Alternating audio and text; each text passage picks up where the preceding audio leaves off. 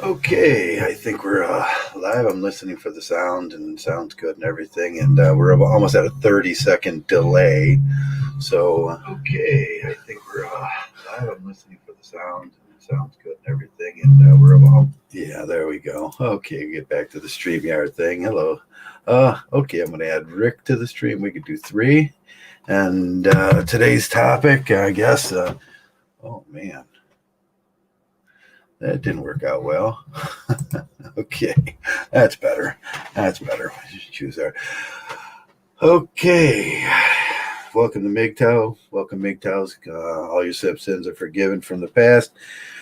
And welcome to MGTOW. This is a MGTOW thing. Today we're going to talk about just simp watching, people watching in the news, and we're going to talk about how we get a different attitude when we walk out. Today, I see Kanye West is getting divorced from Kim Kardashian, and I just thought that was the funniest thing in the world. It was just hilarious that he didn't know that was coming, and or maybe he knew it was coming, and maybe he can afford it, but that's going to be pricey, and that's what we see. It's like if anybody have asked him, like what 4 or 5 years ago, if you thought this was going to be a good idea, he would have probably said, yeah. And that's just the funniest thing. We see this all around. We see this in our neighborhood. We see it with men everywhere. I mean, they honestly think they found themselves a unicorn, and that's going to work out. And I mean, in that situation, that was, the Kim Kardashian coffee maker was just not going to work out.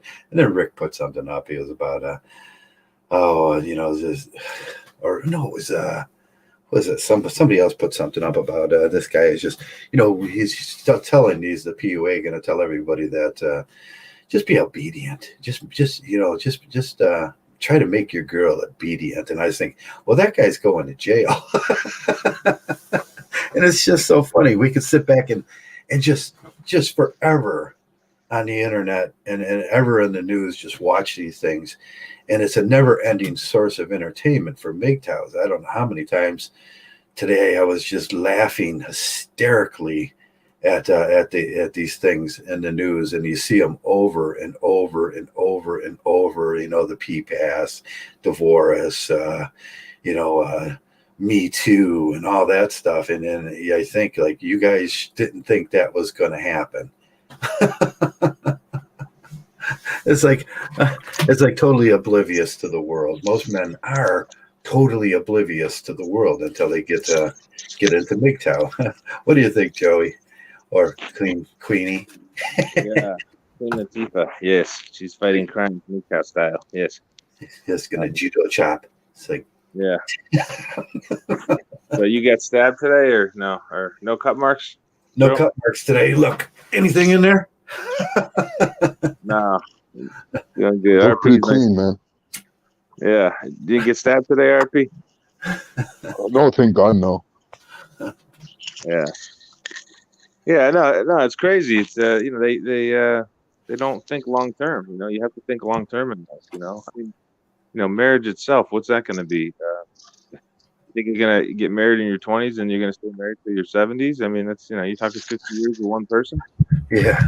It's like that article I saw with that kid that her father. She has the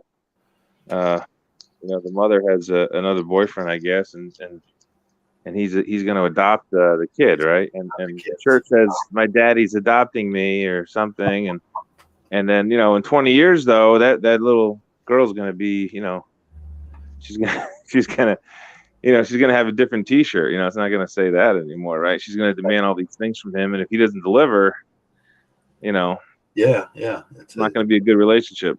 Right. Yeah, because that's not his kid, but the thing is that girl grew up thinking that's her father, so she expects things from him. Yeah, adopting the kids of a baby mama is never a good idea. I've had personal experience in my life, in my family, my friends, of men that were in, well, let's just say jail. He got out of jail and he met a girl, one of those what do you call that? The girls that hybristophilia girls, and he got out of jail and married her and adopted her kids. He was so thirsty, and it was the thirst. Being in jail is probably no Wait, fun for those guys. But they were actually her kids? Well, just to make it clear, they were her kids or they went out and adopted kids? they were her kids and another man's. Okay, so yeah, that's not adoption. That's being a stepfather. He And became a stepfather. he legally adopted them, and now a year later after that, she divorces him, and he gets stuck paying child support for the kids he adopted because they become his kids then. Hmm. So, like, actually, she gets a double benefit, not only from the original baby father, but No, also the from original the father. stepdad. Yeah, the original father's off the hook. As soon as you adopt those kids, they'll become your responsibility. Wait, you actually went through the procedure of adopting the kids? Adoption. Yeah. Oh, God. Oh God, I was like, don't do that. That's another man's kids. That's not your biological kids. But as soon Why as would you do that? they're his by in the state law, the other dad's off the hook, and that's his biological kids. And I don't know, but I'll bet you that other dad moved back in and like, huh, man, we found a sucker. Yeah, because like it's overly optimistic, viewpoint of life. Yeah, and yeah, we talk about hybristophilia all the time. Well, we don't talk about it all the time, but there are women in every state institution and everything that just them men are thirsty when they get out, and they're real thirsty, and they will marry them, and they will give them what they want. And one of the things is, yeah, if they're a baby mama, now he's out to Kenya, yeah, Kiana, whatever, however you pronounce his name, didn't think Kim Kardashian was gonna pull the divorce card. Yeah, it was just a matter of when, right? Yeah, it's just a matter of when and how much it's gonna cost them. I mean, look how she dresses. Look how she acts. I mean, she's a total whore. I mean, that's what she is. I don't even know what he saw in her. I mean, I was never into that chick. Like, I never thought. Well, she was like that from day one, anyways. Yeah, nasty. Even before she got married to Kanye. Yeah, right. just a disgusting. But still, she's disgusting. She's not even attractive. I mean, even still, it's like Kanye changed over the years. Like he had a new outlook on life, and it wasn't the woke stuff either. And Kim, she was the same way. Well, he's a traditional conservative. I mean, he's one of those Trump minions that believe in God and Jesus and the American way. And but after that, but after that, he started to change his attitudes about things, about life and everything. Yeah, he went crazy. That thing made him crazy. Actually, he didn't really go crazy, though. I would say he actually went normal. He went normal. He went normal. I know it's kind of strange seeing it in that way, but to me, it looked like that's what happened. He wants to run for pres, and it's like this. It's like, wow, this guy is just. Well, you know what? You know what's going to happen now? He's going to go through that, and suddenly there's no unicorns no more. And suddenly you're an incidental MGTOW. And that probably could be, look at not 50 Cent. There's a lot of incidental MGTOWs out there that are they're actors and rappers. Ice, yeah, Ice Cube. Yeah, I mean, he went through that whole thing, and all of a sudden, bam, he's MGTOW. Or at least talking like a MGTOW and like or partway MGTOW. I mean, he can't. And some people are saying that he's acting strange now, but he's not. Fringe. What's that? That's just strange. Acting strange. Oh, but strange. He's not acting strange. Like I said, it's like Ice Cube was acting normal.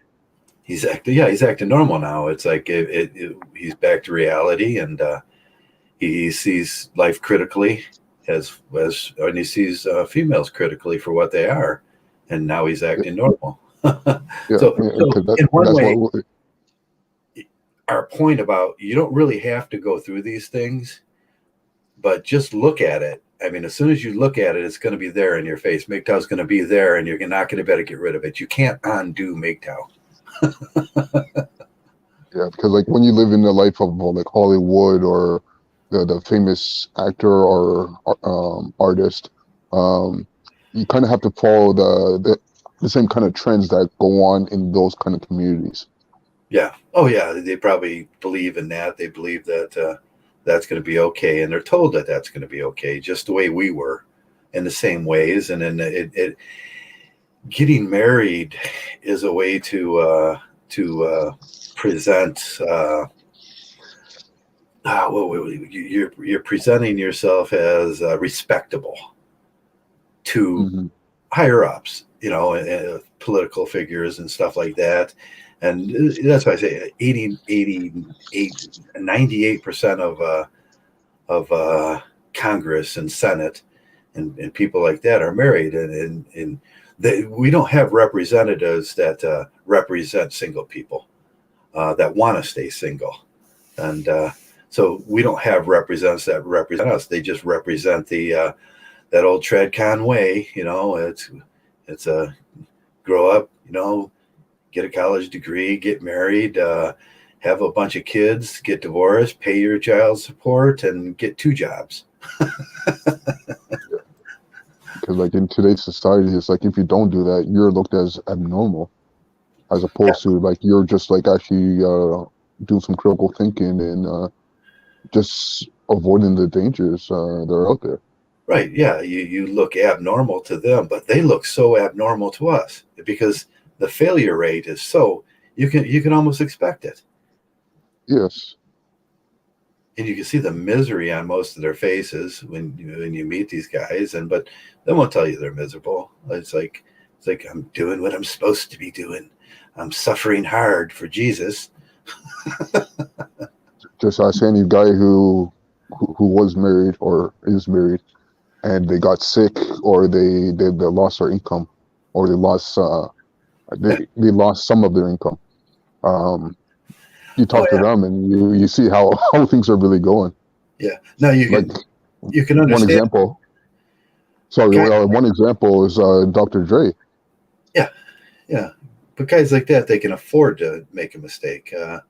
Guys like us can't afford to make a mistake. It's not the same. Yeah. But like Dr. Dre was with the same woman for like I think like 30 years. I could be wrong. Yeah. Yeah, that happens. You stay married 30 years, and all of a sudden they get a hankering, or they're unhappy, and then all of a sudden you lose half your stuff. Yeah. But losing half your stuff for regular guys is not. These guys are like, oh man, I'm only worth $500 million now. It's like losing half your stuff doesn't hurt as bad, but yeah, because like if you're making like let's say you're making 50,000. Yeah. And you lose half your stuff, then all of a sudden you're in the poverty rate. Right. They're going to take out half for 1/3 for her, 1/3 for taxes, and then you're 1/3. 1/3 of $50,000 is what? Not enough to live on. It's like somewhere between 15 to 20,000 a year. Yeah, you try to live on that. That's crazy. You can't even get an apartment. You go in somewhere and say that you're making $15,000, $16,000. You won't be able to get a fucking apartment. Yeah, and it depends if you're paying alimony or child support too. Yeah, you do that. Right on the application, it asks you if you're receiving child support or are you paying child support? Because that takes away from your net income. That takes away from your net income. Yeah. I mean, living in a one room and there's no such things. You know that. There used to be in the apartment business, there used to be the flats and the one rooms. Some of them. The bachelor apartments. Yeah, the bachelor apartments, but they've done away with all the bachelor apartments. The last few apartment centers I worked for, I see 1, 2 of them. And then they'd make those into the office space. Yeah, well, around my area, there's still a lot of buildings that have bachelor apartments. Like one building I'm working in right now actually has a lot of them. But the thing is, like, you're paying like $1,000, $1,200 for a bachelor apartment. Yeah. How much So for it's not like you're really just somewhere between like 1,000 to 1,200.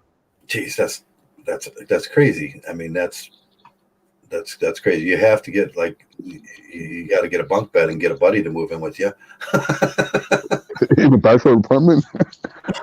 Or if one guy's going to be sleeping on a couch, and I've seen that, two guys living in an efficiency. They call them efficiencies. In an efficiency, one guy sleeping on the couch, one guy sleeping in the room. Yeah, but that's technically a 1 bedroom though. That's technically a 1 bedroom. Yeah. Yeah, you Like can't I'm talking about with the bachelor apartment, you have like your living room, bedroom is like all one thing, and it's also open up to the they're kitchen. flats. They're them. They used to have Yeah, okay, you call them flats, okay. Yeah, you know what they used to have back in the 50s and 60s? They had houses, and each guy got a room, and he shared the kitchen, and they're shared. I lived in one back in the early 80s, where you just had a bunch of bachelors, and then they shut all those down.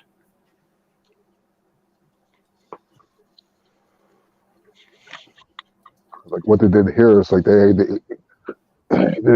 made it so space like that. Each person will have to live in their own apartment, so that means separate entrances. You can't go from one part of the house to the other without actually going outside to a separate door. Yeah, and I think that was by the government going. They're going to push this marriage thing, and they think it's actually financially better for people to move in together, and you could do that if you got like. If you're going to work a job and a half, and you're going to have to work a job and a half, you're going to have to, you can get a 2 bedroom for a decent price. And, I've seen a lot of guys just pool their money and buy a house. And then that would make sense. That makes sense if you could get along with your buddies. Yeah, if you get a house and a decent sized shed, garage, a work area, then you know what men do. They get bored, they end up on the garage, they start working on things, and all of a sudden it's a business. So that's not a bad thing to happen with if you got a MGTOW sense of if you have a MGTOW. If guys are bringing women into the houses all the time, and they're not going to be. You just know at that point they're not going to be responsible. And look, if it's a team thing and you got 4 or 5 MGTOWs living in a house, and a business is going to sprout up from that. They're going to start making something. But that rarely happens. I think that goes zoning too. I think that goes against MGTOW, though. I think you want to have your own place. I think that's a better strategy. Well, there's nothing wrong with sharing like a house between other guys who are also like mine. I know I'm a MGTOW, but is the other guy really a MGTOW? It's like that's what you got to do. Yeah, that's what I'm saying. It's like you have to be like all of them have to be MGTOW, or at least respect each other enough not to bring women around and all that. Right. That was one of my rules. And, I have a lot of guys come through here and that are, broken and need a place to land. And I take them in. And one of the rules, one of the first things I say, and it's that first sit down on the couch is like, we don't do these things. And nobody ever brings a woman in this house because it's just going to start tearing things up. But they will go out and do that. But they get the MGTOW speech. Yeah, because the thing is, like as long as they don't bring any drama into the house, right? Because that brings drama. That'll be fine. Like they could do their thing, right? But like as well as I do, it's like the drama doesn't stay out of the house. It will eventually come into the house as well. Yeah, the drama doesn't stay out of the house. It especially comes in anytime with a girl, and they'll, it's you'll end up paying for somebody else's B. And yes. And he bring her over, and like we got to go out to dinner together because I have to meet her for some reason. Like, she's the special one, and you got to meet her, Joe. She's just so special. And I don't know. What we used to say is like 200 miles, right? 200 miles and don't talk about it. So like no roommate of yours should be ever meeting a woman. Yeah. Oh, ever. Man. Just find your local hooker with a good track record. Oh man. Oh man, that's a human No, trafficking. don't do that. Don't do that. It's bad advice. Mark that. Scratch that from the record. Scratch that off. On this program, we call them chicken heads. Well, that's the whole thing. It's the whole thing you were talking about. Like I think one of your streams a few years ago about being around overly optimistic people. Like they lead you down a terrible path. Because you know that's not how life works. Unfortunately, this isn't. You're not going to have a job when you're 22, and then the employer's going to treat you great for 40 years straight, and then you can retire at 62 when you get Social Security. That's just not. That's not. It doesn't work that way. Yeah. There's health issues that you may have. There's too many variables going on. The company downsizing. You get downsizing, all this kind of shit. Yeah. Right. Yeah. That's I mean, the first company I worked for, Mobil Oil, is like we busted our hump. And when I'm a young man and I talk about how many cases are in a man's body, you run out of those cases and you start becoming expendable. You can't throw cases anymore. You can't pump oil anymore. You become expendable real quick. And that'll last and they'll tell you every single day. They'll tell how much they love you, how much, man, we're going to take care of you forever. And then that just ends. And it's like, okay, once you're going to have back problems. And I've avoided back problems. I don't know how in my life. I used to chuck barrels of oil around, and they wanted big, sturdy guys like I was that could pick up a barrel of oil. But that ends. And I think that's both of my shoulders are just ripped to pieces now. Yeah. I know. I never thought I'd have any health issues my whole life. Now my foot's pretty much numb. I don't know when it's going to get better. But at least I can move around. But it's just a lot of discomfort. I don't sleep as well because of it. That's pretty much the only. I get a little bit of pain. I get a little bit of pain every now and then. It's not severe, but it's just annoying. It's just an annoyance. Yeah, I told you that, man. When I sleep, it's like I don't move from that bed because when I'm sleeping, I'm catching up on sleep. Nobody cares. Nobody has. There's not a lot of people that have compassion in this world. I'm not trying to be negative. But and that's how you can kind of take control of your own ownership of your own life and empower yourself, and you can overcome any of that kind of garbage. But the world doesn't care. They don't care if you're like. I have two little bratty little sisters that they could care less that I was hospitalized. They could care less that I got health issues going on. They could care less. That's just how they are. Two little brats. About your disposability in this world. Yeah, that's one of the hard things when we realize as a man, when you run out of all those cases in your body and you're no longer, right around 45, 46, everything starts hurting a little more. Right.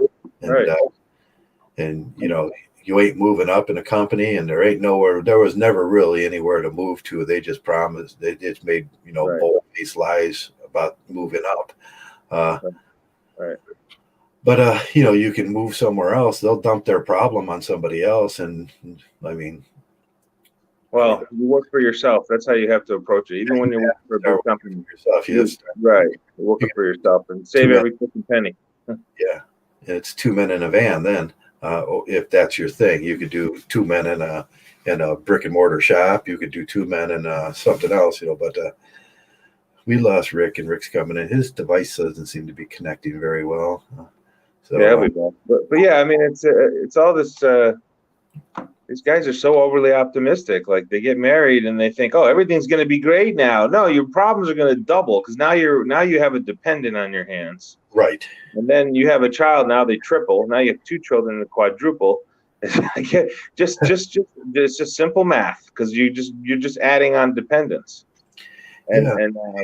Yeah, because I could picture a scenario if I got married and had children and my foot issue. I haven't really I've done some teaching, but I work every other day. I just work when I want, and it's like I couldn't do that if I had a family and children. And forget it. Even if we had money as a family, like that woman would still want me to work. What are you doing home all the time? Why aren't you working? It's like you can never take a break. It's always you always just. I said, I wish it was like they said, because if it was like they said, then like when you get hurt, she'd be there for you, and they'd be like, right, "We're cutting." right. They'd be like, Right. "But it never happened." I had an operation. I told you guys about the time I ripped my my groin muscle, and then it got infected because I didn't go to the doctor because I was trying to work so hard.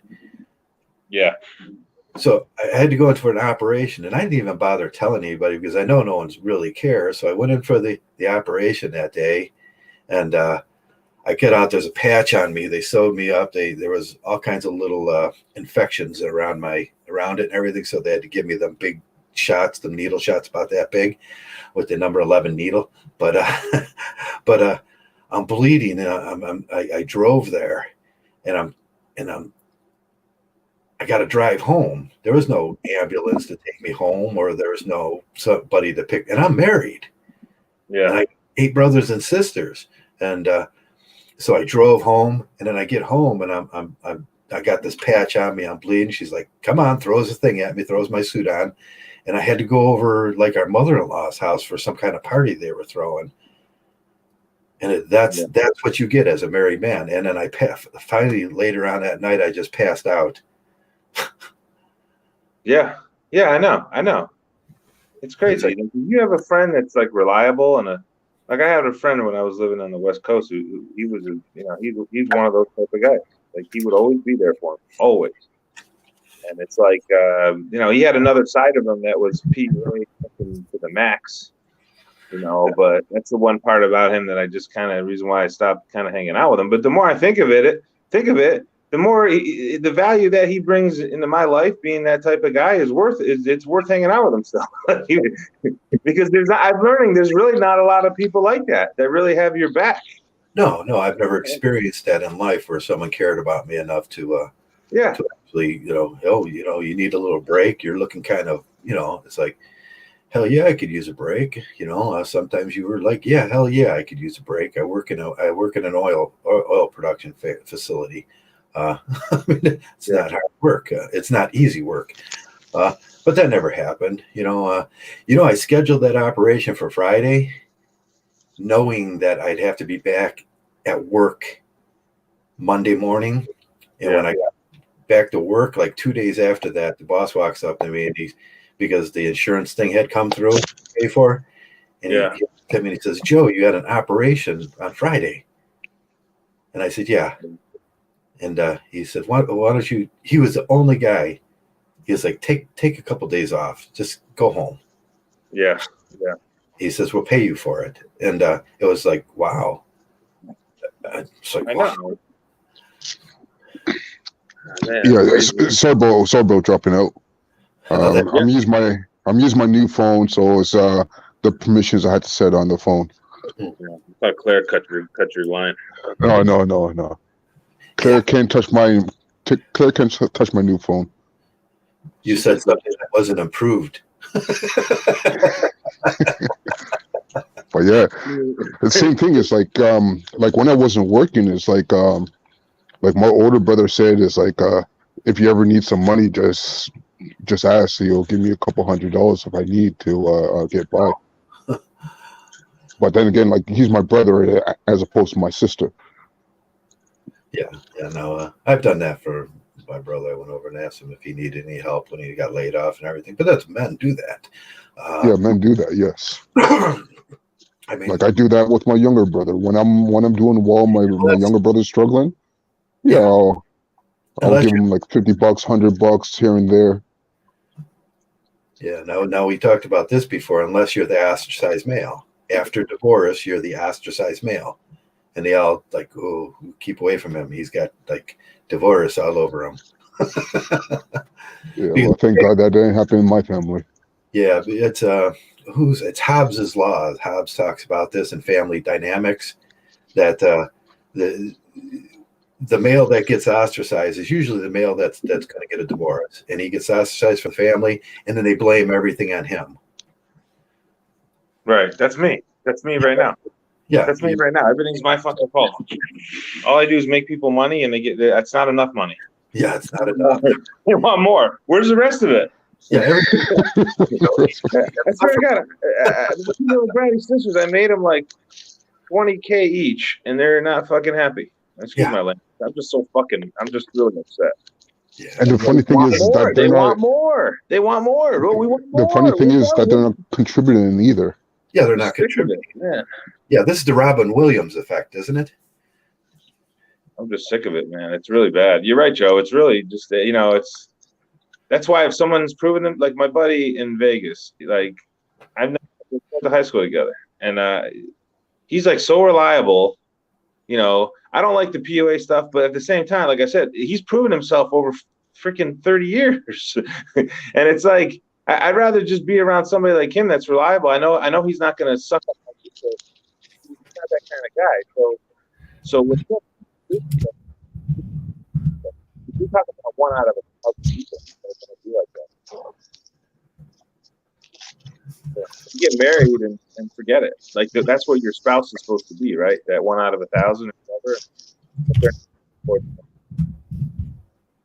Yeah, I was just saying. I went a little bit of a rant. I went a little bit of a London rant. I'm ranting. Sorry. I've been listening to UK.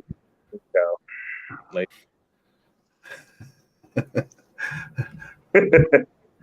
Just saying hello. I wanted to say, what was it? Canadian MGTOW. Hello to JK, and then Star Trek Discovery was such a joy this year, wasn't it? Yeah.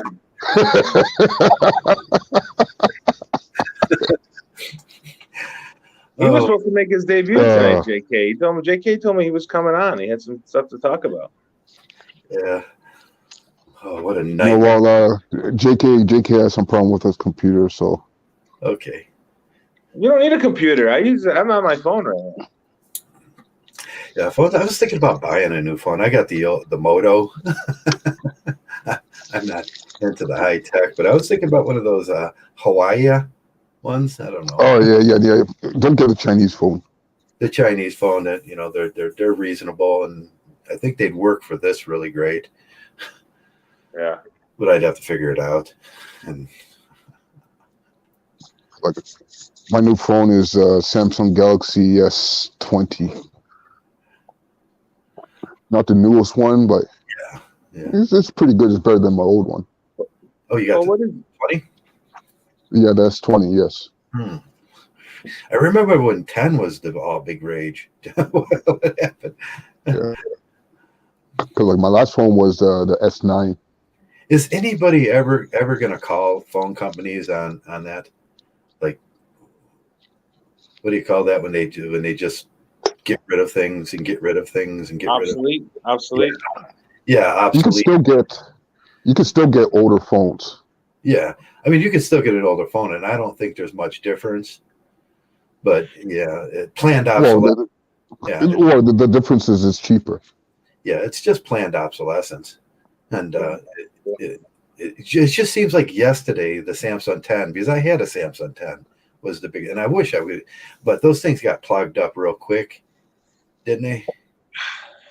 It was just it was all a mess. It worked great for a while, and then just a mess because I got too many viruses or too many, and it's like boom. It was like, oh, that happened fast. Yeah, you might want to be careful of what kind of apps you put on your phone. Yeah, especially those free apps. You have to really be careful. Read the comments before you download them and install on your phone. If possible, they want to record everything. They want to spy on you, pretty much. Yeah, if possible, if you're tech savvy enough, use like an emulator on your computer that behaves like a certain type of phone. Right. But like you can see how Brian's and you can also monitor, see if it's doing anything in the background. Yeah. But yeah, it is a lot of work to do that unless you're like you're into the tech stuff. Yeah. No, I thought the Google phone would be perfect for this sort of stuff, but God. I mean, they should have it. Google should have this down pat, and I guess they kind of failed on that. But it was like, yeah, them should have been the ultimate streaming phones. Yeah. But yeah, well, Anyway, Right, just like how they brought out the was it the Google Meets instead of the Hangouts, and that yeah, made things more complicated than anything else. It's like yeah. you They can't see took their when own people are product. on. They took their own product and screwed their own product. I was like, Yeah, it's like, how could you do because like that? Hang out with remember back in the days. Remember back in the days, you used to be able to open up the Hangouts and go live to YouTube straight from the Hangouts, yeah, and yeah. like it was only like a little click. Everybody loved it. It was like the girl from Yahoo like took that over or something. Oh yeah, was it Wazinski or something like that? Yeah, Lisa Myers. Yeah, the girl from Yahoo, Alyssa Myers, like did a Theranos on Hangouts. Yeah, it's just like with one snap, Hangouts is gone. Theranos is it's gone, and they both walk away with billions. Jesus. Oh. Cause yeah, they fucking they walk around, they walk away with the ad revenue because like a lot of channels is like they'll just sit straight up and say, oh, we can monetize your channel, but we're still gonna put ads on your channel though. Yeah, we're gonna still put ads in there. That's when you cut your ads off, and if you don't get monetized, you cut them off. Because if you're monetized, you have to run ads. I don't. But if you know, so you didn't see the new terms of service now, the one that came out I think like December or something like that. Where yeah. they could still put ads on your channel even if you turn off ads. Oh no, yeah, you have to have ads on. If you're monetized, you have to have ads. They run ads on. I'm talking about demonetized.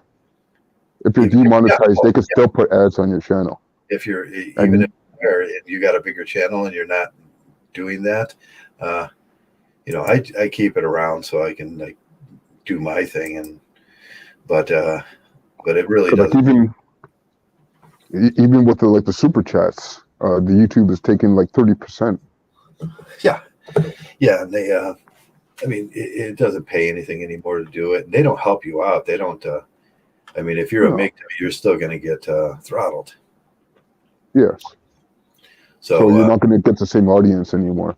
Yeah, you're not going to get the same audience as anybody else. And I mean, I always said when YouTube first came around, if you made a video and you didn't get 30,000 people watching it, that was a failure.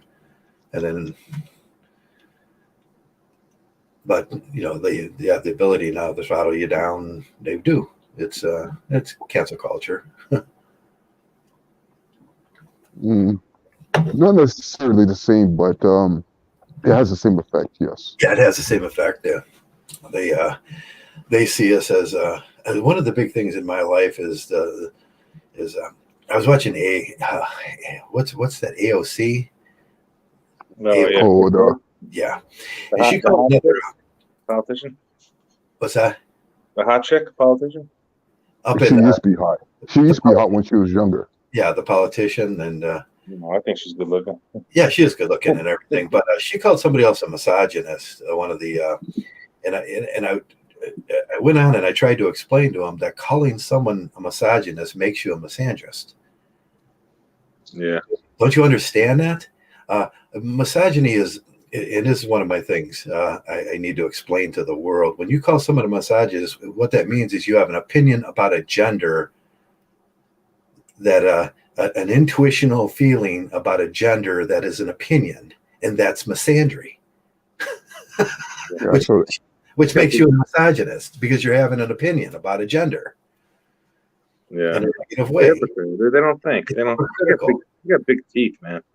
I mean, you don't see men running around going, "Oh, you're a misandrist," because we know it's hypocritical. Because you just had an opinion about a gender that's an intuitional feeling. Her teeth are big, but she's pretty hot. Yeah, she is hot for I think even still, like they get in their minds that if someone doesn't like them, they hate all women. They hate all women if someone doesn't like you, and there's a difference. That's ad hominem is only a ad hominem if it's not true. As soon as it passes the truth bar, it becomes the truth. and you're allowed to say critical things to people that are being they're being stupid. Yeah. Eventually, we'll have no politicians, Joe. What's that? Eventually, we'll have no politicians.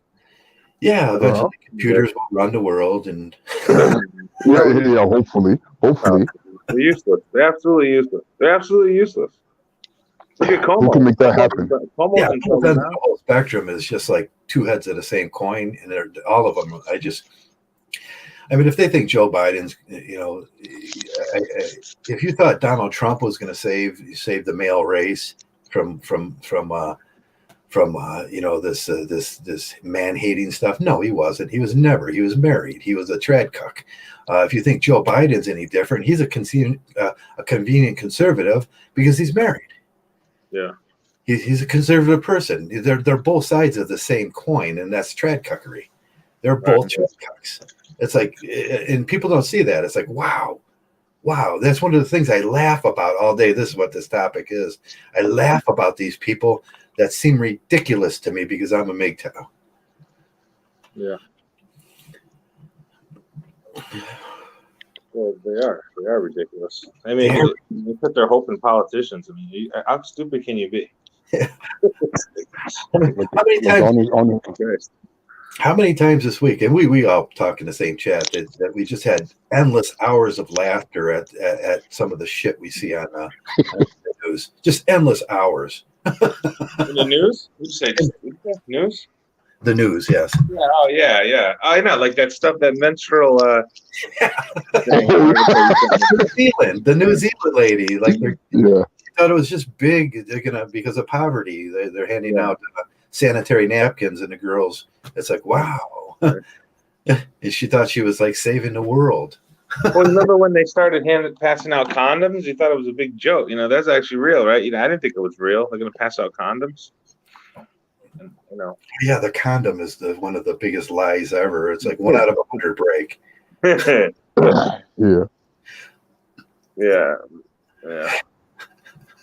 You can't tell now when you read. I had a teacher 30 years ago. He says he reads the National Enquirer because it's more. There's more truth in National Enquirer. Yeah. Like, I think now he's right. He's proven to be right. There's more truth in the National Enquirer. Yeah. What is that, Variety? That's like he was right. That's like me and JK. Me and JK watch the Onion Network.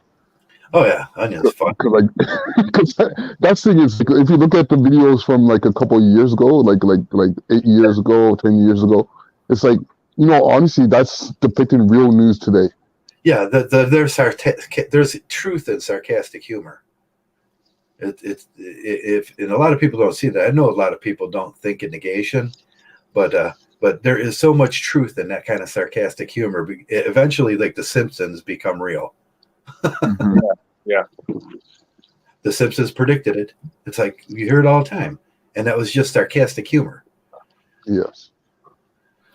Because like watching the news now, it's like you got to be kidding me. It's like this can't be real. Yeah, and I'm watching like the real news. Don't you think they'd catch on to that sooner or later? Like our world is so absurd with these traditional conservatives that like the Simpsons becomes real. It's like, isn't that a warning? Yeah, because this is where the whole clown world, I think, got started. Yeah. What used to be a joke?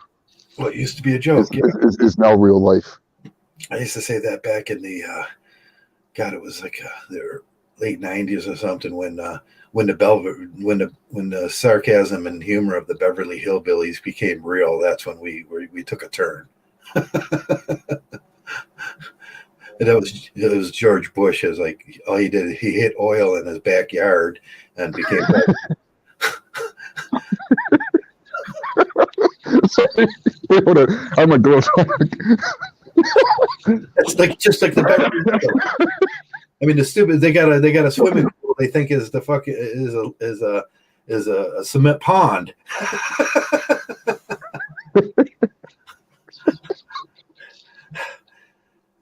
Man, and it wow, and there should be a warning to these people. There should be a warning to every politician that maybe maybe our educational system is lacking, and maybe these MGTOWs are right, and maybe we should start talking about gender dynamics. But like even still, it's like scientists can't talk about that. No, scientists. Like I've seen like articles and stuff like that where scientists actually told don't talk about this. Yeah, they don't talk about it because don't research it. Don't research it. The guy, like 2 years ago or something, 3 years ago, I can't remember how long it was. He landed the spaceship on the guy. That guy. The Hawaii. Like the Hawaiian shirt kind of guy. Yeah, he had a Hawaiian shirt with girls dancing on it, and they tore him up over it. I was like, wait a second. That dude just landed a spaceship on an asteroid. and the funniest thing is that shirt was custom made by a woman. Yeah. The shirt, he released that the shirt was custom made for him by a woman. He bought so like it's like two impressive things. It's like one, he landed a satellite on an asteroid. Yeah. Two, it was actually made by women. It's like he should have got brownie points right there too. Yeah. But no, it's like no, he got DNS for both. Yeah. But the whole thing was just absurd. It was like, no, this story doesn't matter because this dude, he's like a hero. He just landed a spaceship on an asteroid. I'm so impressed. Yeah. Like that's incredibly hard to do. Yeah.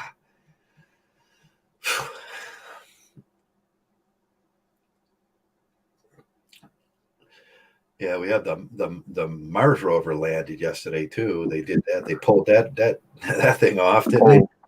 Oh wait, was there a woman on that ship? I wish there was. if there's no woman on the ship, it's not news. Yeah. Yeah, and even the first rover, I remember the first rover landed when that was 12 years ago or something. And a while ago. All the astronauts and everything that put that together, and they're all male, and then they had a fit about it. It's like oh, this is like you guys are so misogynist. There's no females in here. There was like one female or something, and then like years later, they intentionally, like what they did this year was they went out and hired a bunch of speakers, and then they put them up in front, and then so they can talk about it, and then everybody have a perception that there's females there. Well, it's just like when they took the image of the black hole as well, and they were giving a credit to this one woman. She said, "Oh, it's like this woman was the one who was responsible for creating this image."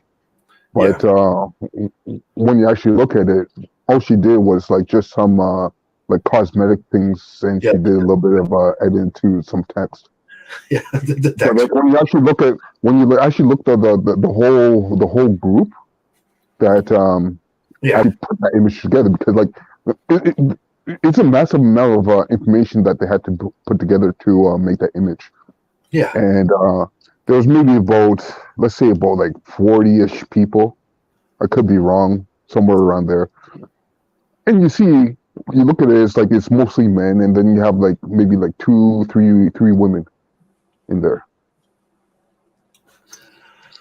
If you look at the whole crew that actually did that project. Yeah, you probably, but no, well, they make those lighter than air jobs. No, yeah, those lighter than air jobs are like you're going to speak to the press and be the face of NASA now. It's like, ooh. Yeah, well, look how good that worked with the MRA. Yeah, the MRA too.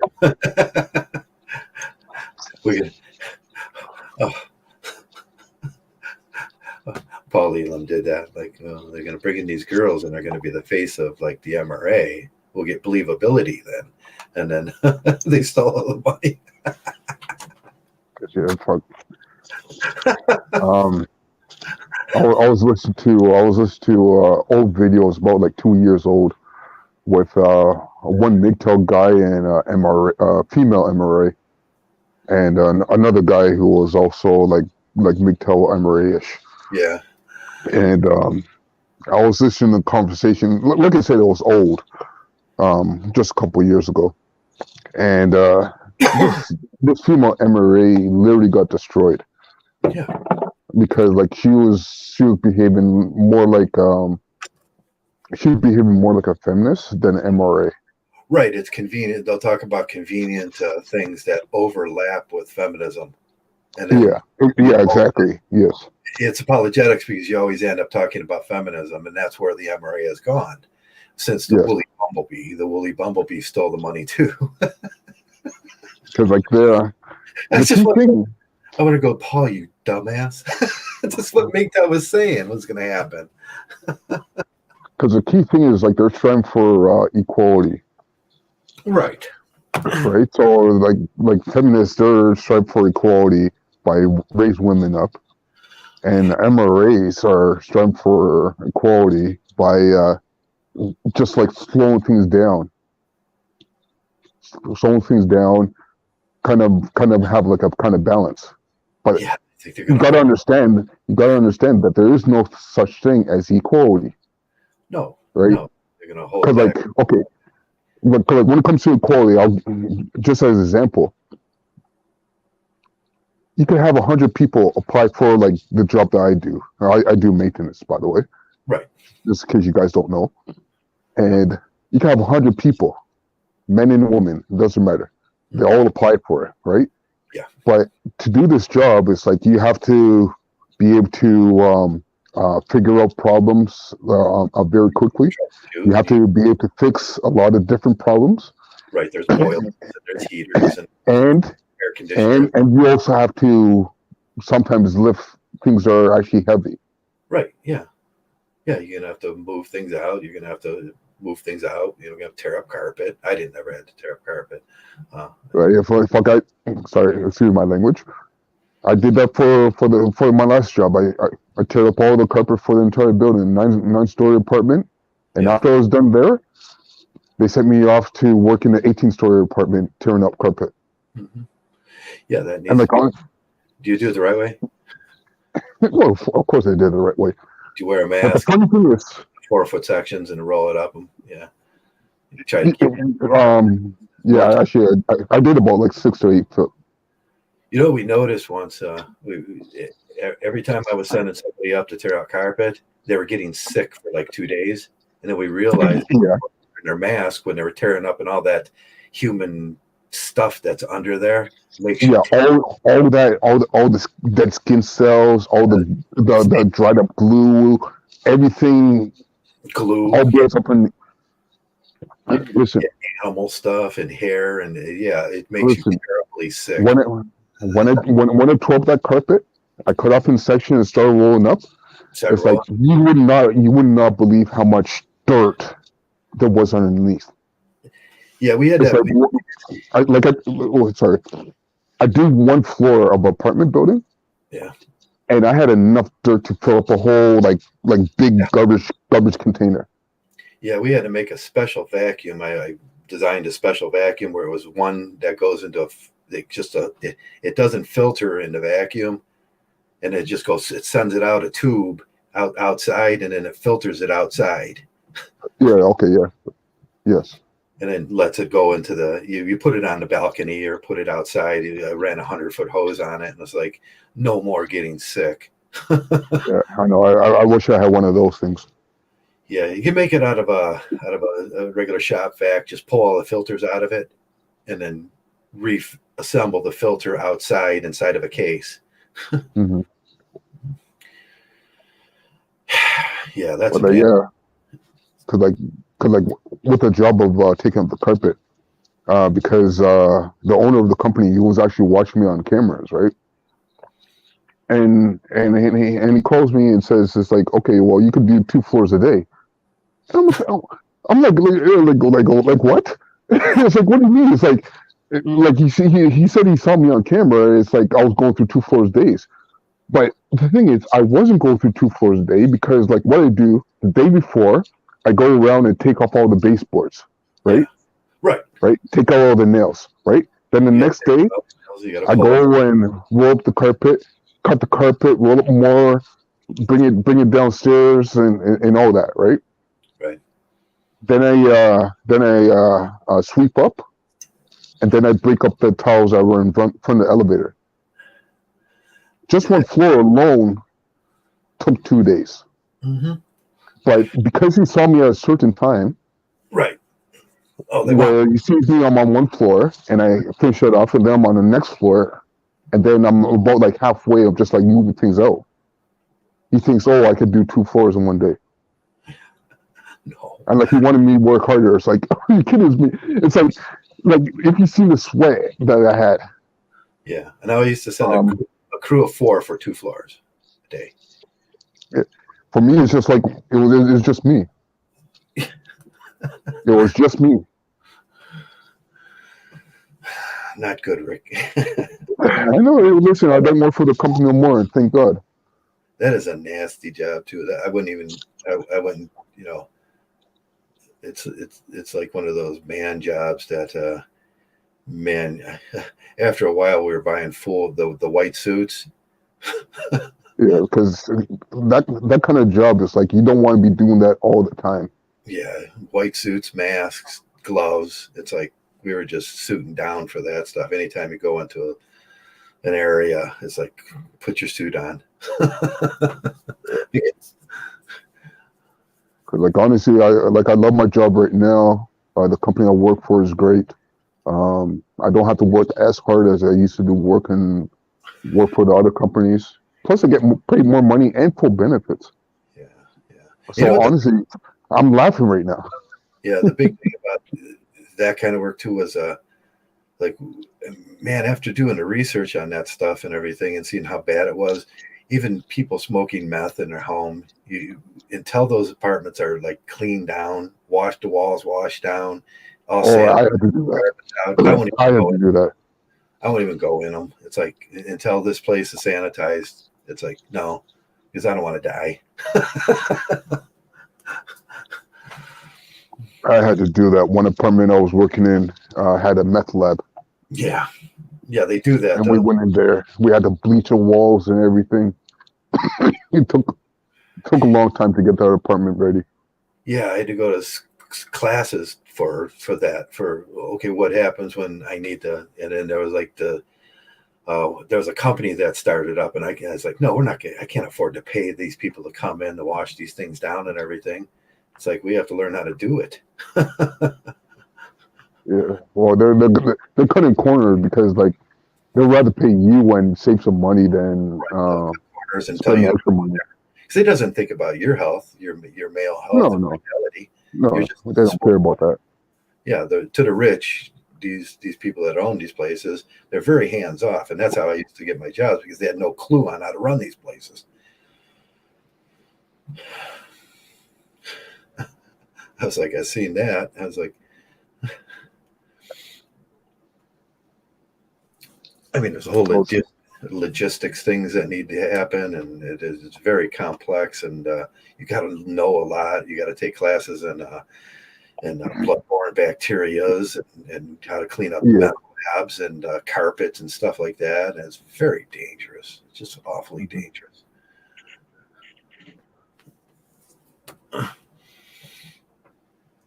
I think we're talking too much. Joey went silent again. Yeah, Joey went silent. I hope he didn't get stabbed by Claire. Yes. He's like this. Like, Joey hits me when I'm not looking. Ryan stabbed me in his attic. Mm-hmm. Yeah, Claire bum rushes you and blind stabs you. I'm going to take a short break. You guys can talk while I'm gone. I'm going to get another beverage and. Yeah, I think Joey monologue. I got nothing to say. I don't know. Oh man, you always have a lot to say, man. It's Friday Night Fight Club. Yes. Yeah. So where are the fighters, man? Live from London. Yes. Where are the fighters? I don't know. Everyone's a bunch of freaking pussies these days. Really, that's what it comes down to. Nobody's got an opinion. Everyone's politically correct. That's the world we live in. Everyone's so sensitive and. Whatever. I mean, I think it's good. You can use sensitivity in your favor, I guess. Because you can weed out the idiots out of your life, But at the same time, have an opinion. You don't have to agree with everybody all the time. Yeah. Kind of be like a stand-up kind of guy. Yeah, just be yourself. You know, Well, unfortunately, it's like a lot of people either they feel that they can't do that, or that's the only thing that they can do. Like, 'cause, like even at my job, it's like my boss asked me to be part of a certain meeting or whatever, right? And I said to her, it's like, yeah, I'm not too interested in doing that. And like honestly, like that's how I felt about it. I yeah, don't want to waste my time. I'd rather just do my work around the building. yeah, But like when I was talking to her, like she's kind of trying to make me agree to it. But I was like, you know, I don't really want to do that stuff. Cause like back in the days when I used to work in the office, I used to okay, hopefully I don't dox myself. I used to do Oh, drafting hold back on, in the hold on. days. I'm gonna stop you. I'm gonna stop you right there. Don't dox yourself. Make sure you think this through. Yeah, because we have 10 viewers. You know, we couldn't possibly Okay, dox ourselves. okay, you're 10 viewers. Okay, I'll take that risk. I'll take that risk. Hopefully, cross my fingers. Nobody doxes me. You sure? Okay, you sure? Give me one last chance. So I used to work in the office when I was doing drafting, and like I set up, I set up meetings that we'll have.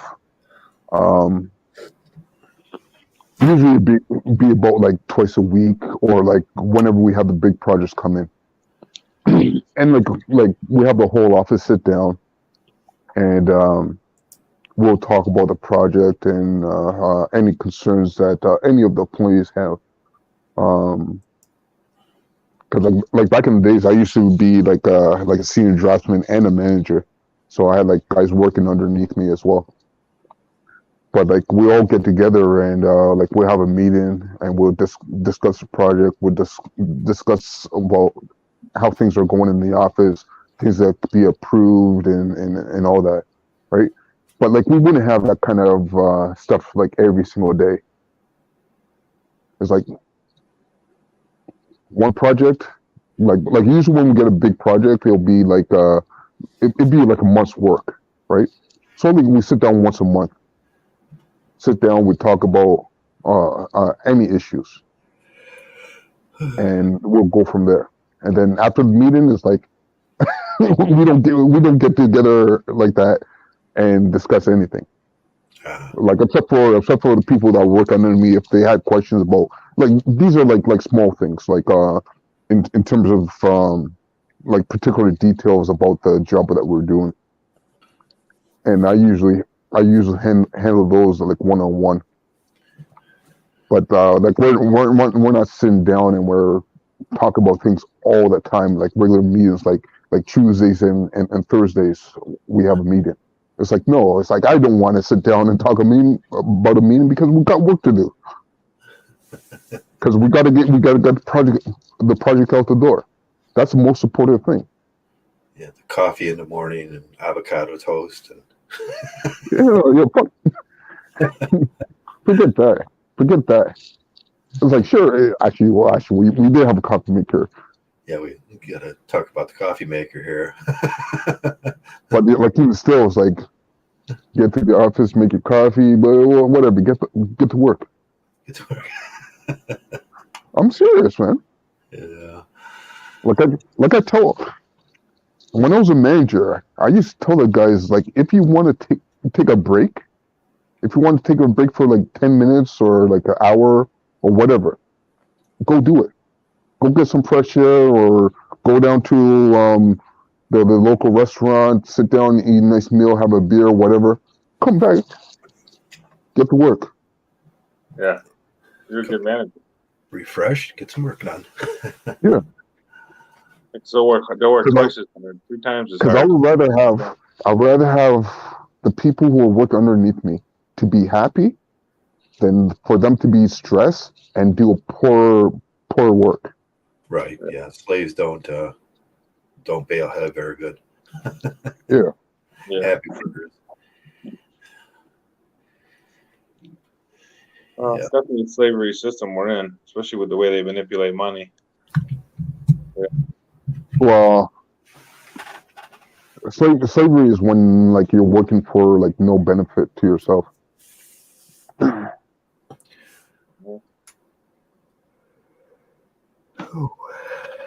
got to find intrinsic value in your work, because so like if you do get something from the work, that's not slavery. But if you barely get anything, or like actually you get the bare minimum just to survive, and you don't get anything else extra, and you're also forced to stay and work, that's slavery. That's slavery. Yeah. Right. Or if you're working for someone else where you don't get any benefit from it, that's also slavery too. Right. We have divorced males doing that every day. They don't see that in our society. And like when you pay the woman support, that's slavery. Because you're not getting any. Oh, sorry. Not woman support. I meant to say child support. Child support, yeah. That's what I meant to say. Oh, it's not woman support? It is. Hey, listen, I hope nobody quotes me on that. It's child support. That's what I meant to say. No, I think you got it right the first time. Because if you don't pay that, it's like you go to jail. You go to jail. Yeah. Right? Yeah, that's slavery. That's slavery, yeah. And the thing is, like, you have no choice either. Right, yeah. They dictate it upon you. And, like, even if you lose your job, it's like you still got to pay their child support. They put you in jail, take you out of jail. It's like, can you pay the child support? It's like, no. It's like they'll put you right back in jail. Yeah, because I lost my job because I went to jail. That's the silliest. Exactly. Wasn't that that video they put up a while ago? The doctor, he's like, they put him in jail, and he's like, no, now I can't. How does that help? It's like they put you right back in there. Yeah, but that's how does it help? Yeah, that were the TradCon social norms. They think that's just fine, that you have to take care of, and that's it's anytime a person has to work for another person without pay, it's slavery. Yeah. And then feminism, like the strong girl thing, like that becomes hypocritical. But like, listen, if you have a strong woman, whatever, right? As long as she's not taking care of a toddler, right? The child's going to be in school. Right. Right. I do. So the rest of the day, what happens? It's like she could go out and do some work. Yeah. Well, she can work, but it's her. Eventually, it boils down to her body, her choice. She has to be accountable for her body, and I can't have a kid. She has a kid, and then I mean, if they're so irresponsible that they don't understand that they're responsible for their bodies, and as much as people want to believe in fatherhood and that whole thing, it's like that's not real. You're making the decision. You're making the baby. You're doing that. But even still, your body, your choice is like it's your sperm. I do believe in our society that we give taxes, and that should pay for child care for them, and it should pay for certain to keep them above a certain, and that's what we have, or we should have. But we have a child support system that forces male into double payments because you've already paid taxes. That's your child support. It forces them into double payments, and then these people that are sitting there behind the desk are eating all that money. It's even more than double payments, right? Because like you have child support payments, right? Right. We all sometimes we have alimony payments. Right. You also have income tax. You're taking care of another person because they're. You also have sales tax. So every time you spend money to buy a product, you have to pay taxes on that. And then you also have business taxes too. So if you run your own business, you also have to pay taxes as well.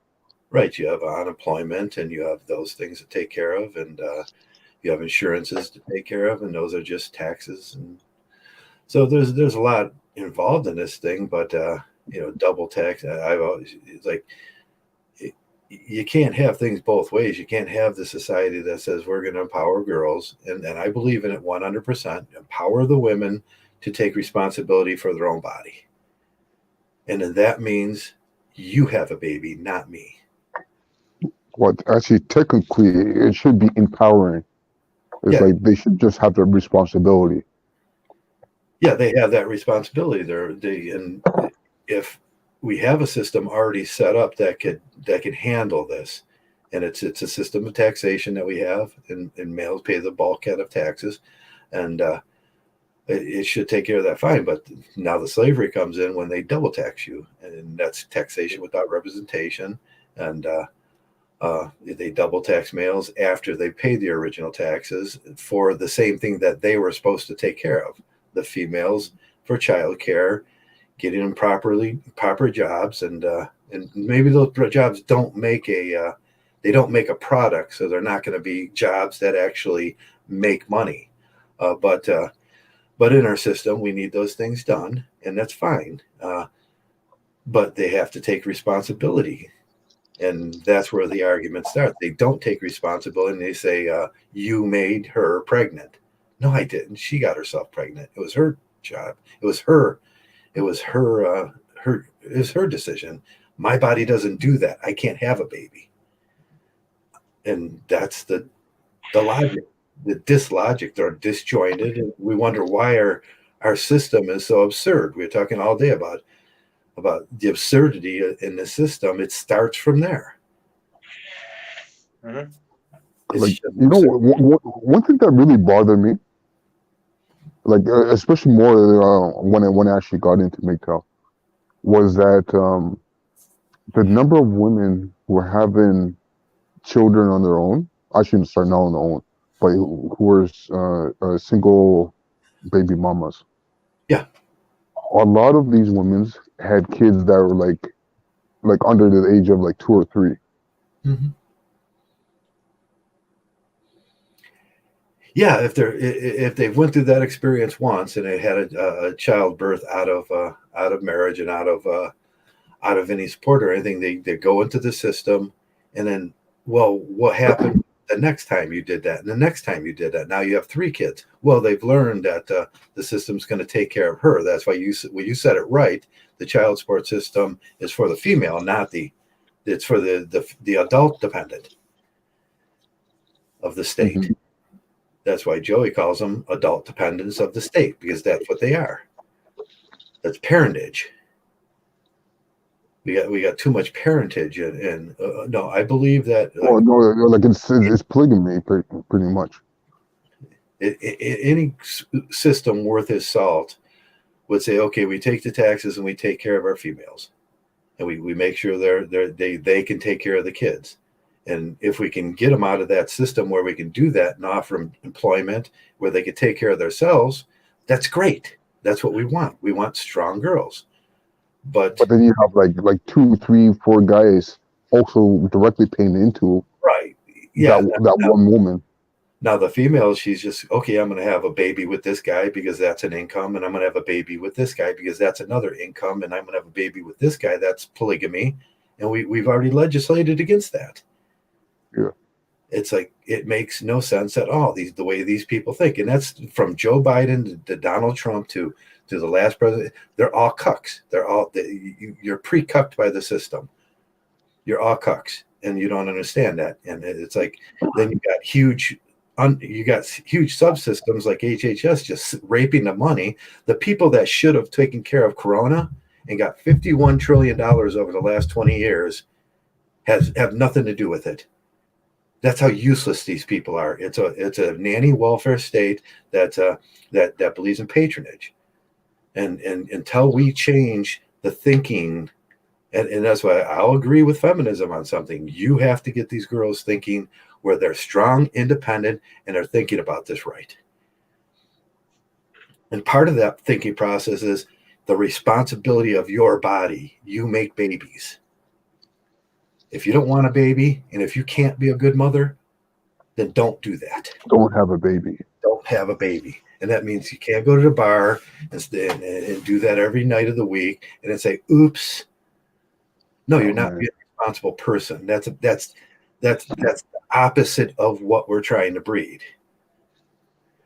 I see 60-year-old women still going to the bar. I have no idea what they're trying to do. No, I believe. Okay. I know. Sorry. We can go all the way on this system and relieve men of their just relieve men of these duties and say, okay, the taxes are supposed to take care of this. That's what's supposed to be. Why aren't the taxes taking care of this? That's why we have a community. That's why we have these social norms. So the taxes that are taken from I pay, your pay, Joey's pays, all the men's pay, go to take care of the female. And the answer to that is because the politicians and the government are skimming off the top. The government people are stealing it. And they're paying themselves. They're driving around in Mercedes-Benz, doing lighter than air work, stealing the money from all the men, and then you got cucked. And then they double hit you with laws. And it's like, that makes total sense. Why aren't we talking about that? These judges don't care.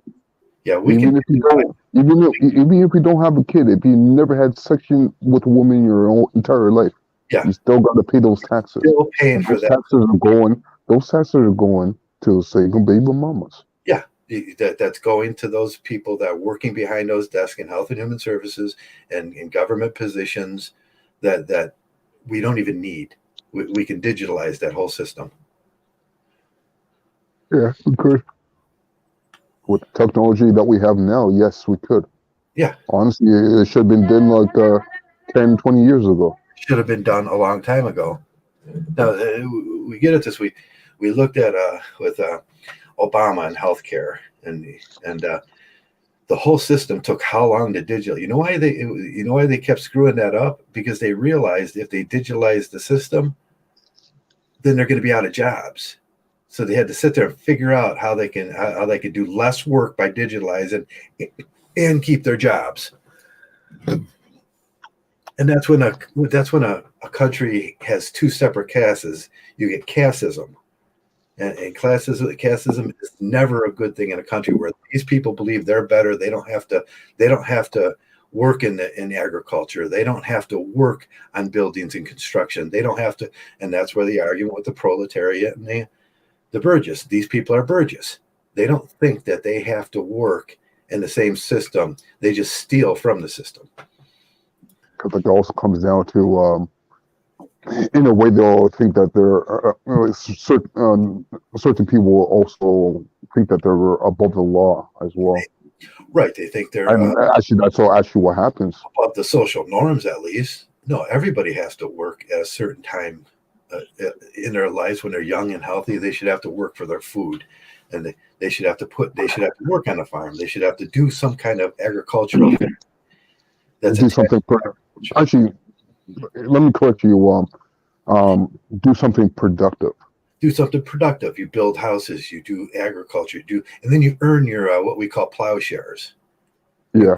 Plowshares, and as soon as I like the plowshare system better because you do enough work, and then sooner or later you can retire because you've done enough work. And if everybody shares these duties instead of the system we have now, that is the premise of the whole baby mama system that doesn't work. And we have to create all these other garbage systems that don't work. We have lawyers, we have divorce courts, we have and they're just stacked upon other hypocrisies.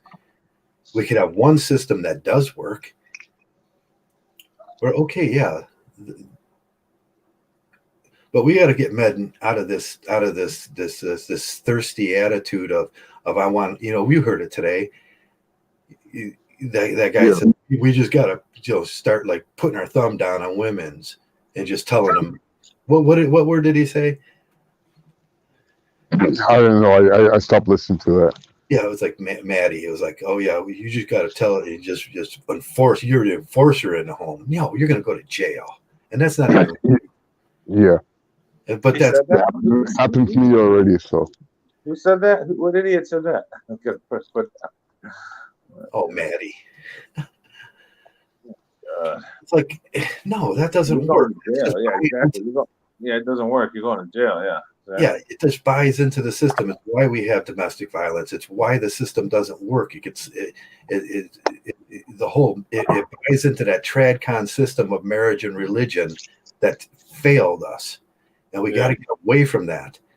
If you're going to pay taxes, they go straight to the things that are needed, and we can digitalize that nowadays. We have the technology. We can make a better system. Look what happened. Look what happened this past year. Domestic violence is up. Yeah, Divorces are up, and marriages, of course, are down because of this corona. because of Corona, because men. Right? It's actually forcing the husband and wives to stay at home, and all of a sudden there's a problem. All of a sudden, like, okay, well, it's a combination of problems. The husband and wife staying at home together, Yeah, and there's not enough money coming into the household. yeah. There's women under social pressures will opt out of the system for the parentage of the baby mama system. It's a Yeah, free, because free the government will always pay them.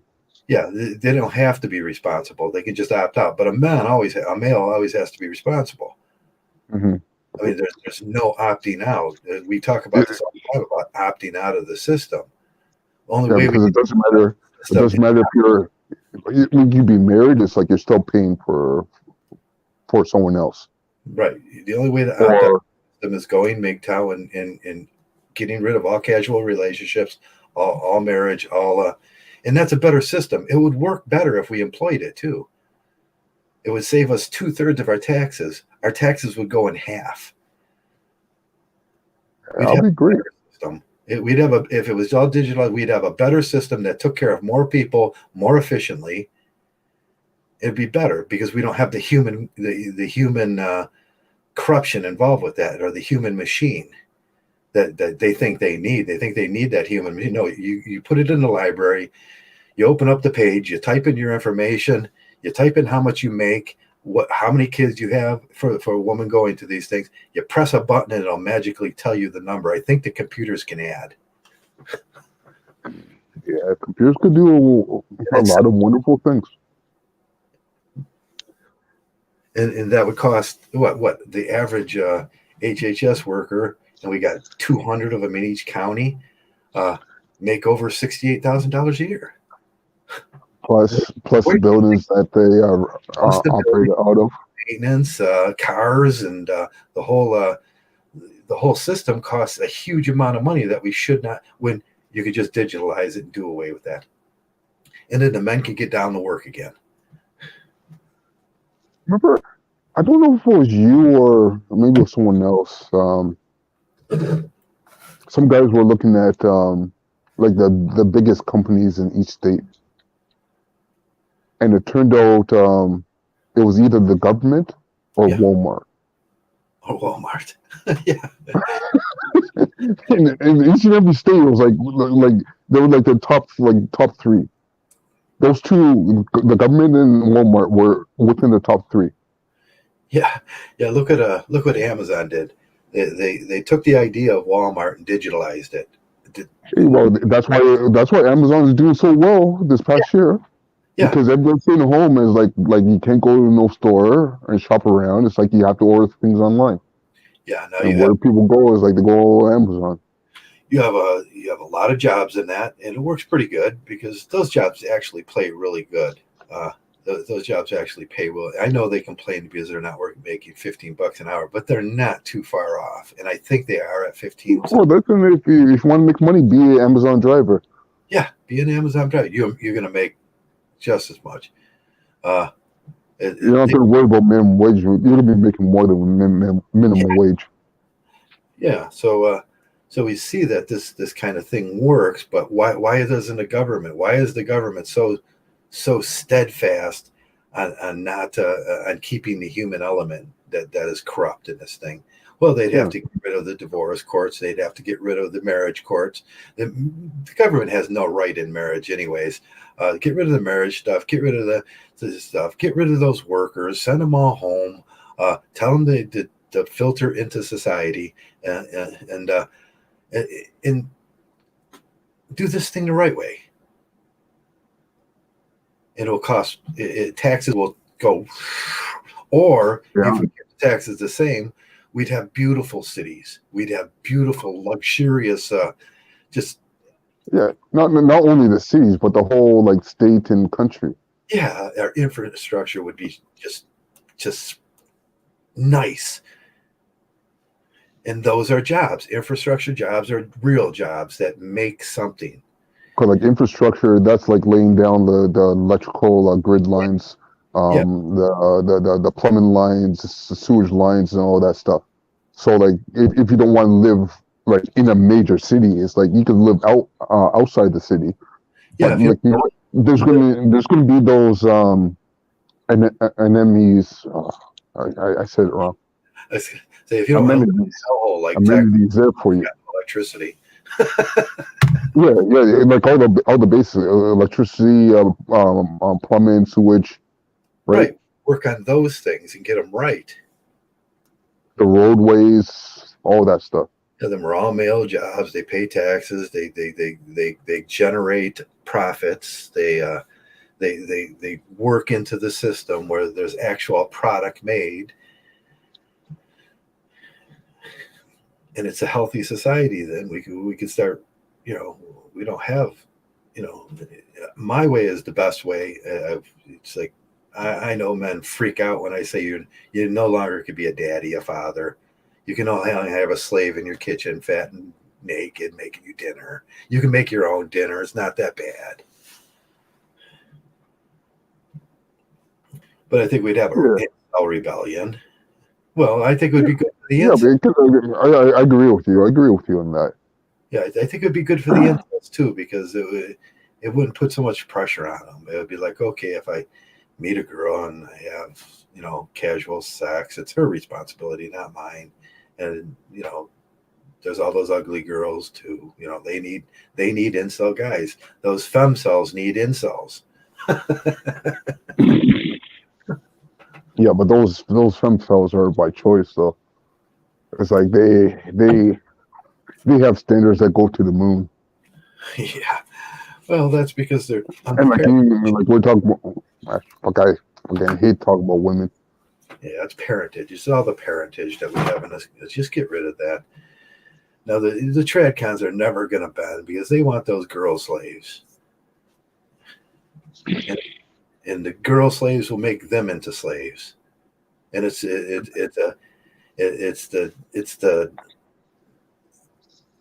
dialectic of the problem is the girl slaves are going to make you into a slave. Don't you understand that? Because that's what you do to each other.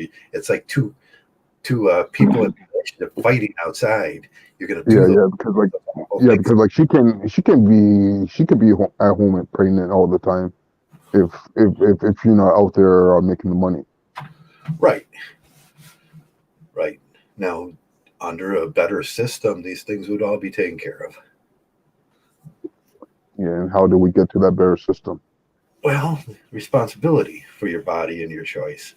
They're saying it. It's your body. It's your choice. You have to be responsible for that. Unfortunately, it only goes one way. Because she has her choice, but you don't have yours. Yeah, her responsibility is to balk on her responsibility, and then you become the pator, the father, the responsible party. Someone else becomes responsible for you. Like honestly, like when it comes to raising children, like this is my opinion. When it comes to raising children, both the mother and the father should take a part of that. A mother and a mentor. Be a mentor, a father, a male mentor, but father's not real. Okay, I understand what you're saying, but yeah, both a woman and a male. Sorry, a woman and a man. Sorry. Yeah, if you should take part of that. It shouldn't be a slavery position either. Yeah, it should never be a slavery position. It should be a voluntary position. And like it shouldn't be a position where it's like or okay, like you get to visit your children once a week. It's like that one sounds like either your children are in prison or you're in prison. You got to get over that. That's You get just me? jealousy, and it's just possessive jealousy when you start saying things like your children. They're not your children. They're her children. Sure.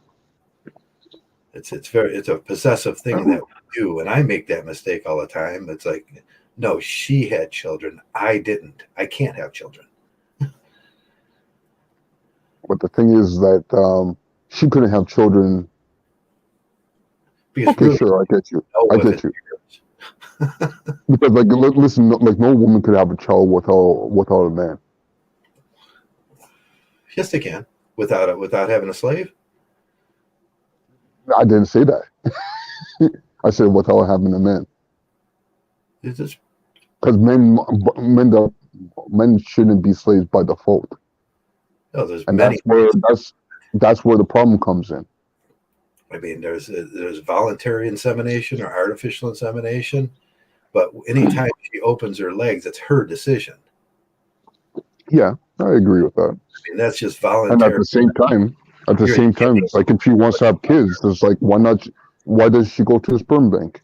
Yeah, She can have kids, and then they go to the government and have daddy government help her. Brave new world here. I mean,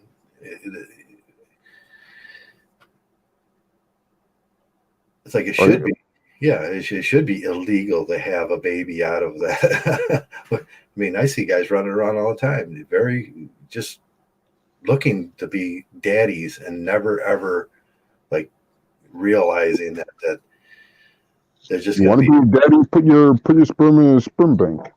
Yeah, you can put your sperm in a sperm bank. You could do it the old-fashioned way. That's enjoyable, but she has to know that it's still her choice. It is her choice. Yeah, it's still his choice. Yes. Either way, it's still her choice. And nobody gets a slave. I mean, if she starts growing that in her body, a male has nothing to do with it after that. It's her body. It's her choice. Mm-hmm. She can abort it, get rid of it. She can abort it, give it up for adoption. Moses laws. You can drop it off. You can put it up for adoption if you feel you made a mistake. But I want to see more responsibility about that if you feel you made a mistake. Yeah, but we don't see that. But nobody gets a slave because you made a mistake. Yeah, that's right. Nobody deserves a slave. If the male wants to opt out of that fatherhood thing, that should be. It's like 70% of abortions are for financial reasons or vanity reasons. And you're going to tell me with financial and vanity reasons that a male can't opt out of what they call fatherhood? That's ridiculous. He can't opt out of a social program. He's got to be a slave to that. When 70% of abortions are for vanity and financial reasons. That's pretty ridiculous. That's the absurdity of our system.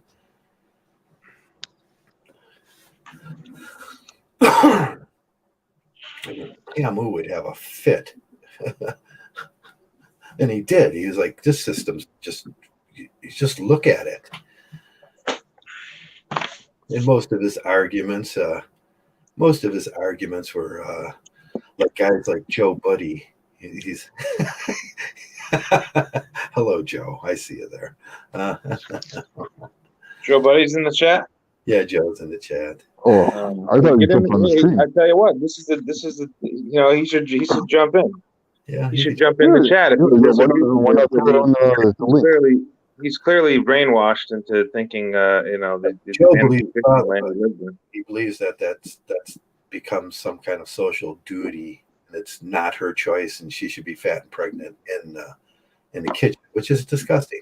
You're trading slaveries to each other. Slavery duties. We need to jump into the chat. It's Friday Night Fun Club, and I want to hear his opinion. I really haven't heard his opinion, but you just give me a brief analysis of it. But yeah, he's pretty much living in a fantasy fiction world, and that's where they want to stay. Right. He's in that fantasy fiction world. He wants to stay in that fantasy fiction world where she's the slave, and she will make him the slave eventually if she so decides she wants to terminate that contract with and become a parentage under the system and become the dependent of the system. She could do that in a minute, and it's like, and then she gets. But she doesn't even have to terminate the contract to have him be a slave either. Less and less people are getting married, and more females are realizing that you can do the polygamy system now and have 3 baby daddies now. Yeah, and that's with the enforcement of the government. That's more money and more slaves. And if you have 3 slaves, shoot, man, you're like a plantation owner. And that's why we call it the plantation. Those guys never got that. Yeah, well, they never left the plantation, so they will never understand it. I hear so many MGTOWs get that wrong. It's like, oh, I'm working on. No, the plantation comes from the baby mama system where she gets 1, 2, 3, 4 slaves, and then she's running a plantation. Jesus Christ, these MGTOWs are stupid nowadays. They're not MGTOW. That's another thing. They got a lot to learn. Well, they're not MGTOW, Joe. They're not MGTOW. They like that like the plaster guy. The guy that does plaster in UK, he's not a MGTOW. He just does videos about MGTOW, and then we guys like us are the ones that can sniff out that he's not even a MGTOW. Yeah, he's fighting for the wrong reasons. Yeah. Knowing about something isn't the same as knowing something. There's a lot of people who run around MGTOW that know about MGTOW but don't know MGTOW. They have no idea how these ideologies progressed in the mind of a MGTOW.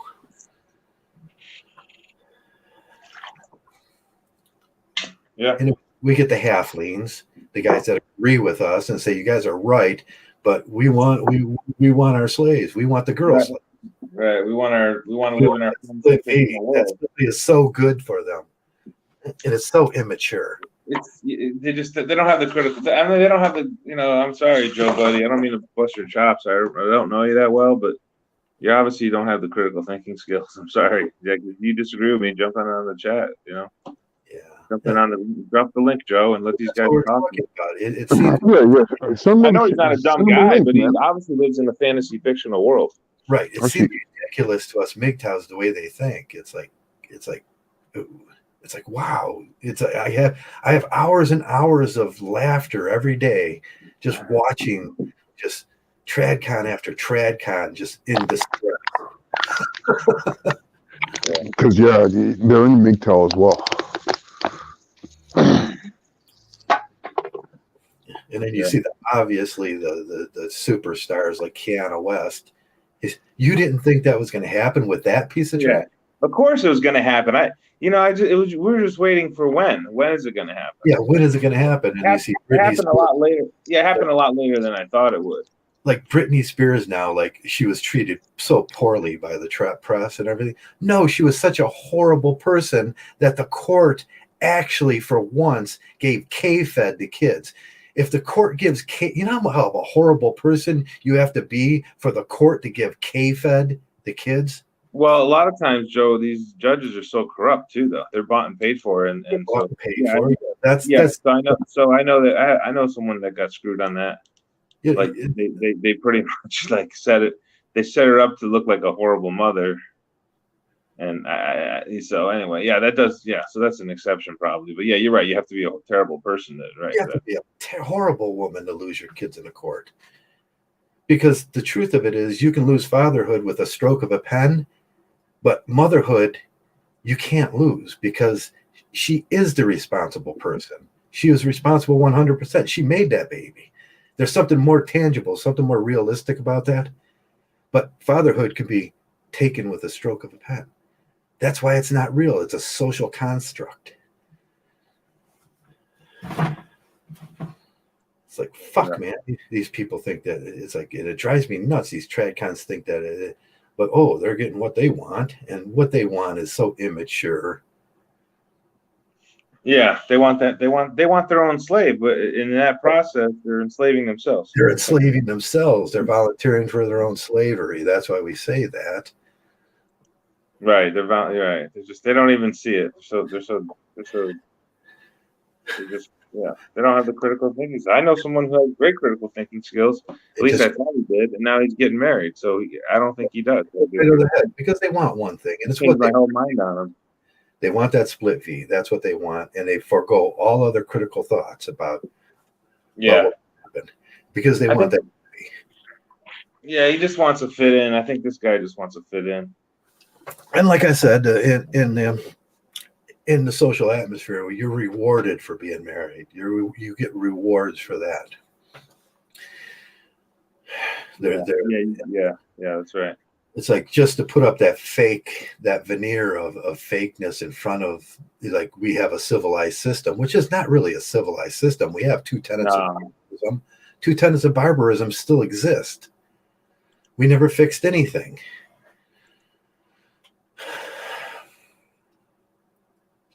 That's right. We never fixed the thing. Yeah, I don't know. The answer is just responsibility. You're right. The answer is responsibility, and now 89.9% of those men that do follow, they will end up getting a divorce. They will end up being a slave, and that's a huge statistic. It's up to 92% almost. It's like, it's such a huge statistic, and they disregard those statistics that tell them if you're 20 years old to 35 years old and you get married, you got an 89% chance of getting divorced. Yeah, 89% chance. Over 89. If you're in the military, it's 92% chance. If you're a cop, it's 92% chance. Yeah. And these are the same people that support that traditional system. You lose your soul too, pretty much. Like, you're not soul. You lose your life. You pretty much lose your life. You lose your right to freedom, the thing that this country is supposed to be about, freedom. Right. We never got by that. We break two tenets of barbarism, and then you lose your freedom. Is this democracy, or is this some kind of strange, warped, like, classism, fascism? It's a strange, warped fascism so the rich can have like lighter than air jobs, while the poor the poor divorced men have to work the fields. Yeah. Fuck, man. They talk about morals and ethics in this country. Morals and ethics went out the door years ago when we failed to solve that problem, and then we let Christianity take over it. But Joe, don't you want your sins forgiven? I'm just joking. All your sins are from you sinned. But it's like this. It's like that Jeffrey Doherty guy. He's pretty good. Like, he says they want to free you from the sins that you. They want to free you from the sins that they gave you. Riff Mango's actually he nailed that. Did you watch Riff's video today? No. He said religious is ridiculous. I'm riding down the street on my bike with Krishna on my back, and he wants to talk about my foreskin. It's like, I'm not talking. That's so stupid.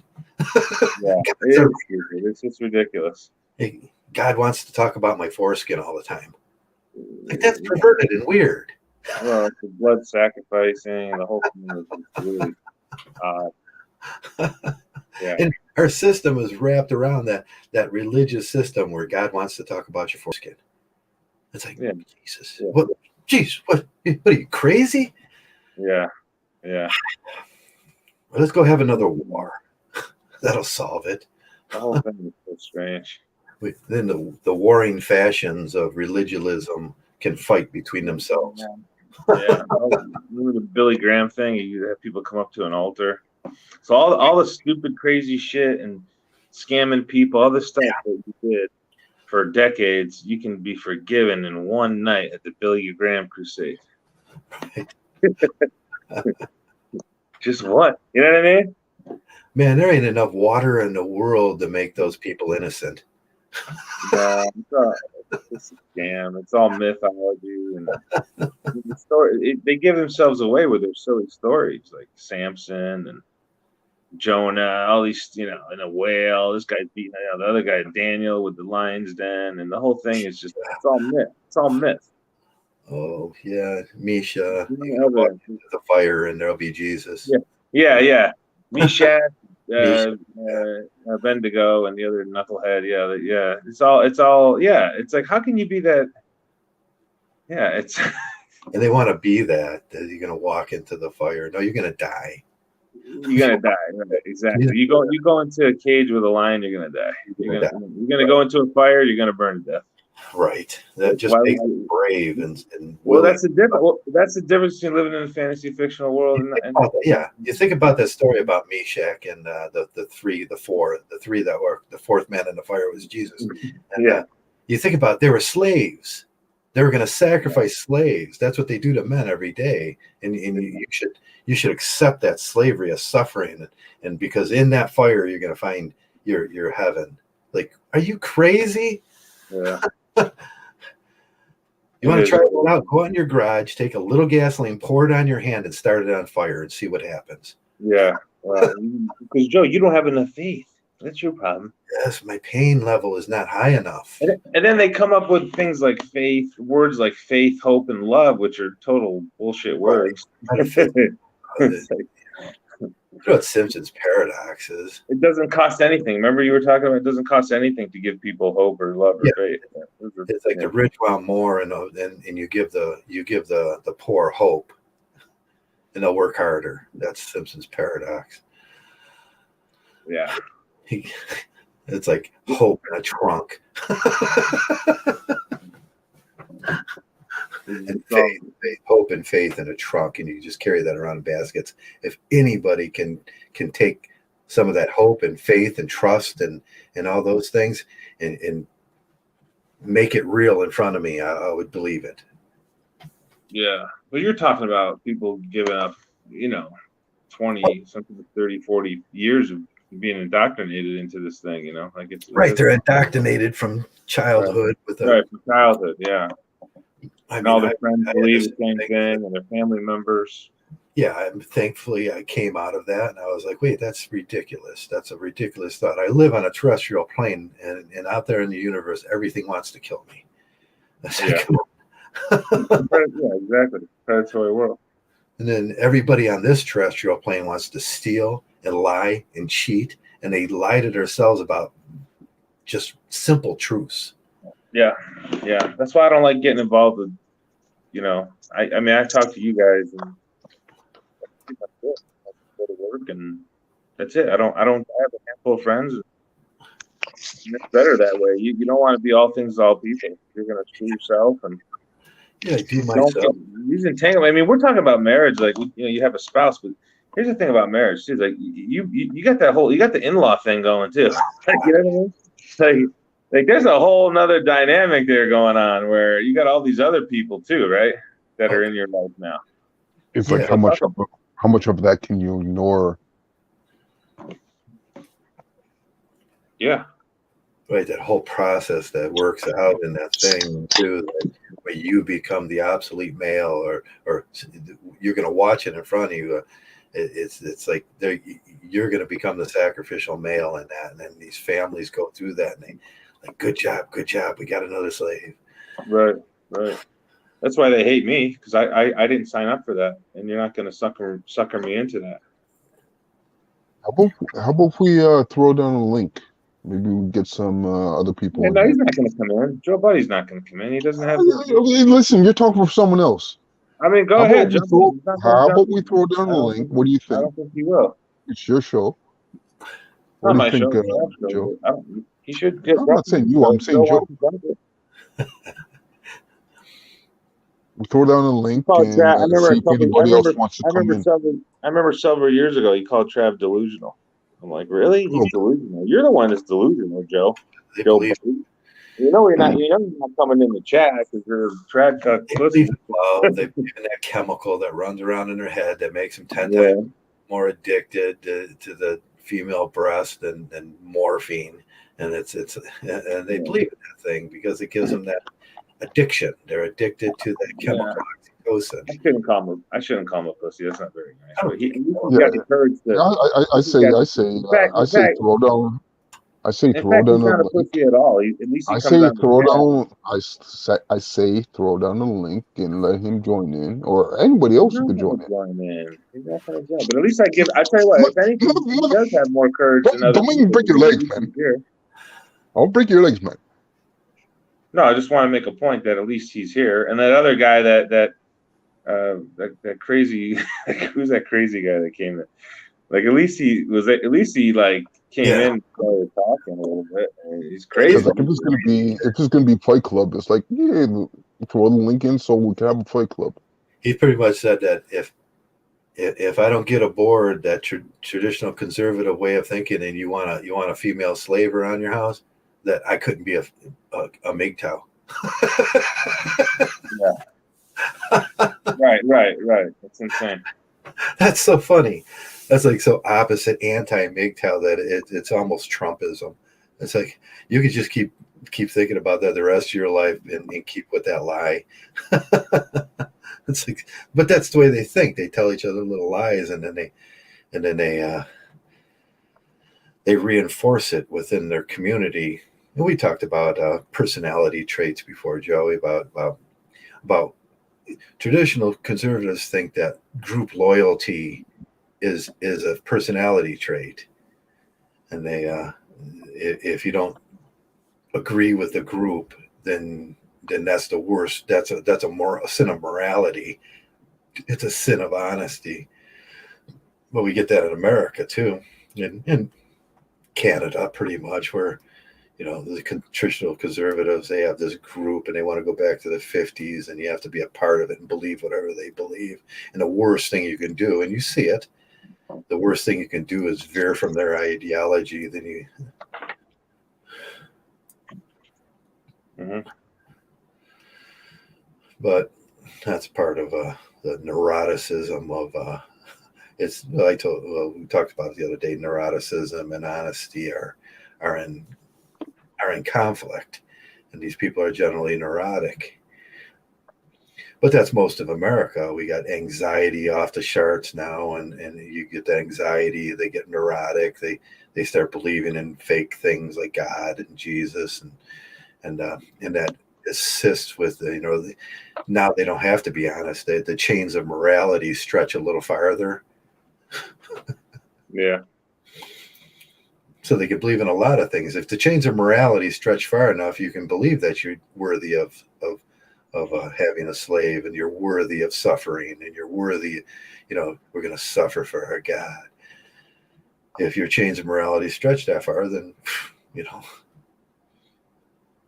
But that's where they go with that morality to groupthink. It's they don't understand that. Most of them, I talk to them about their personality traits. They wouldn't understand what I was saying, and they don't.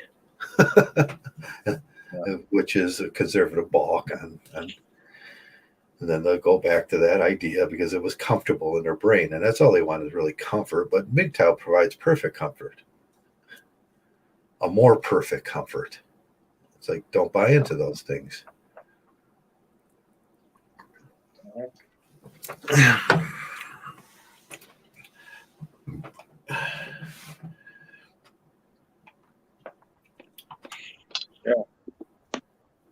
Yeah, they're just brainwashed. I mean, that's really the truth.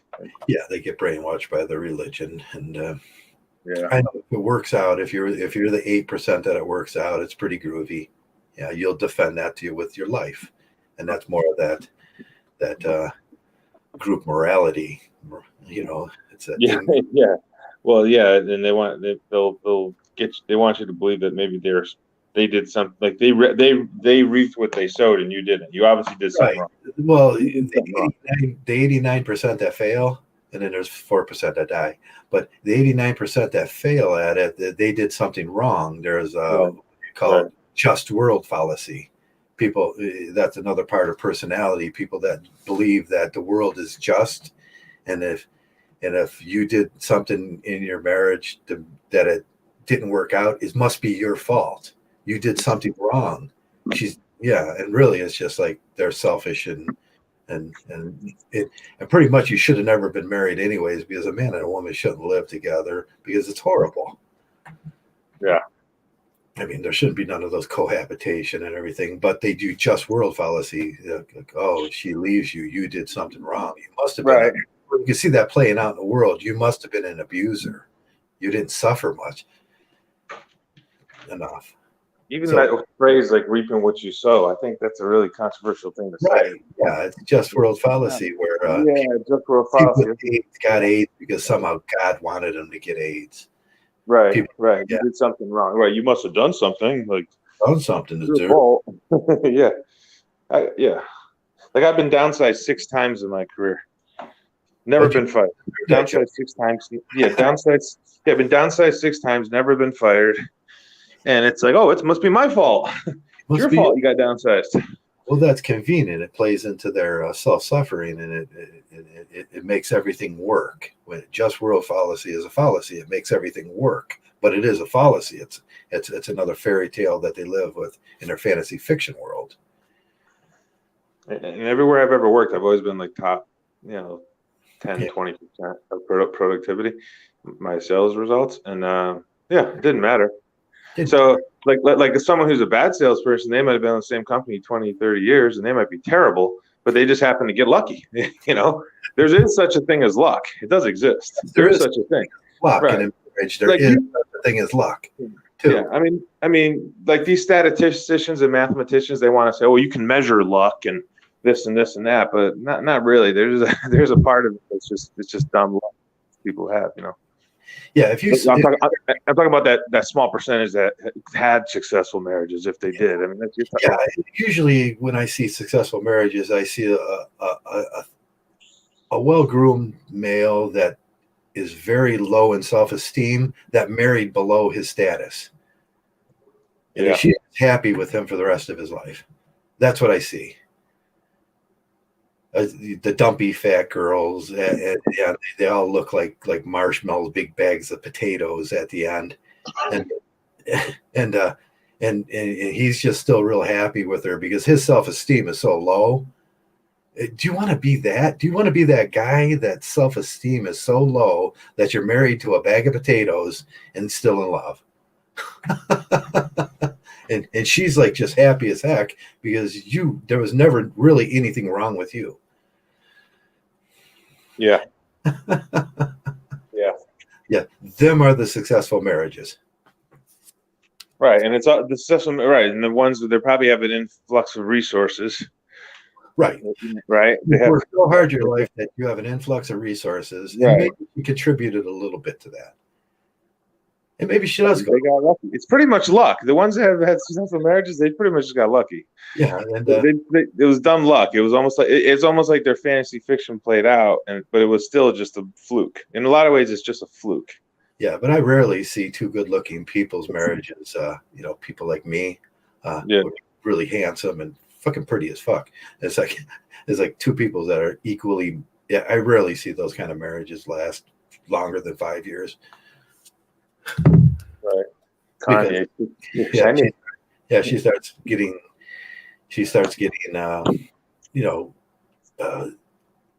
leery of the fact that like he's not worshiping her and he's expecting her to pull her weight.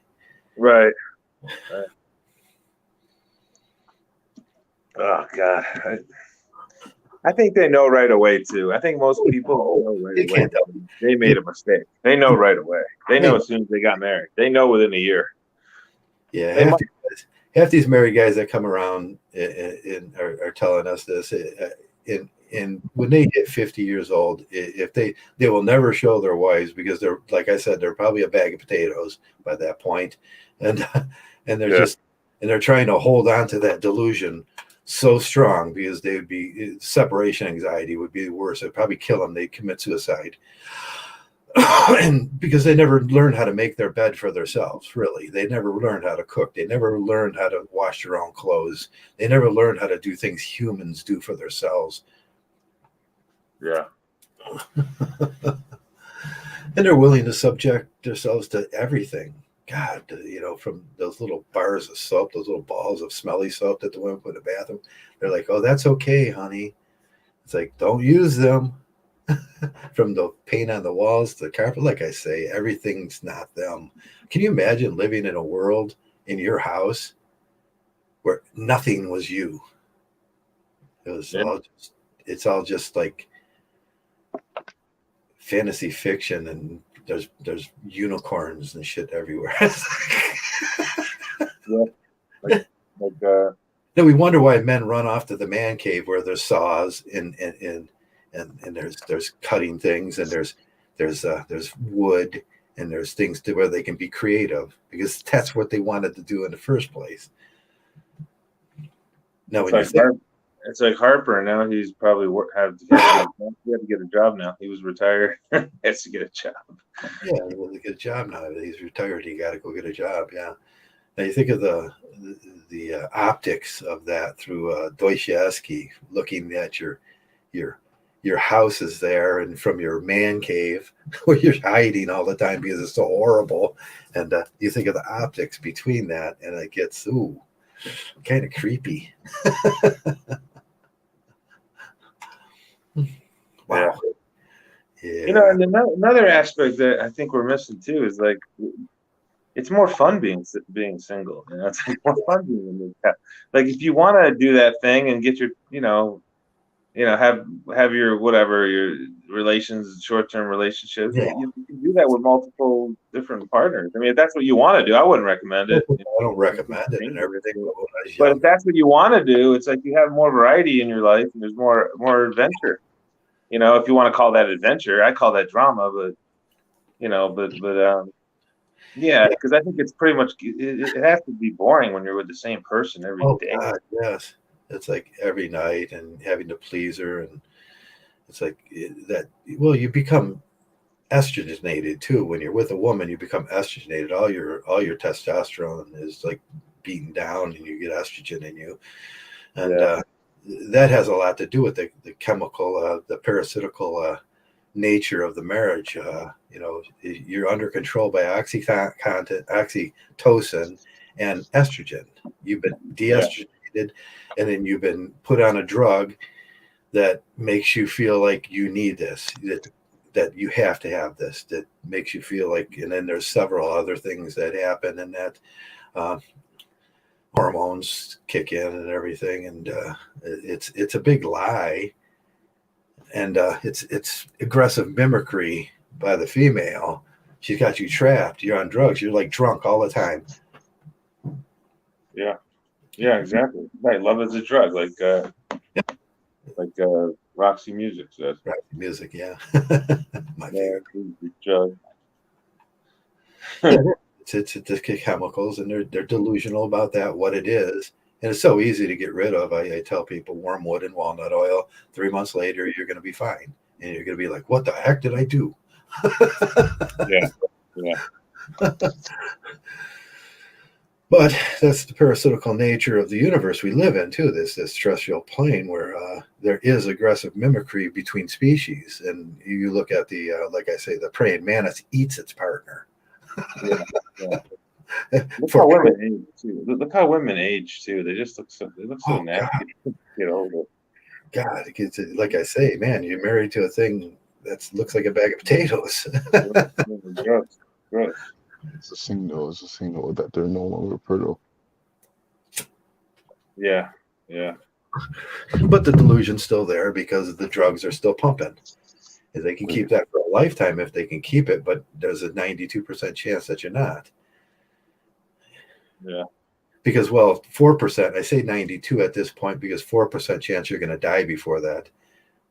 From stress and cardiac stress and working. That's absolutely the big one, especially with cancer, is stress. Mm-hmm. Yeah, the stress from relationships. And it's so weird what I talk about. Like Jordan Peterson says, okay, well, you can take stress out by having sex every night. It's like you're having sex every night with the thing that's estrogenating you and keeping you parasitical in a paracesis. And that's the thing that's driving you nuts. It's the reason why you're having. If you're out just doing regular stuff like a male, you'd be. It's a big circular trap. the same thing that was giving you stress is what you're taking your stress out on. And that's when it becomes a violent act at night. When you're hitting that at night, when they do that and they're just hitting it to take stress out, it's a violent act against the partner that gave you stress. There's no love there. That's just pure chemical hormones that you never got over. You never grew up and got over. Yeah. That's the way most of society wants to live. It's the absurdity of this terrestrial plane we live on. And I know Joe, you're so revolutionary.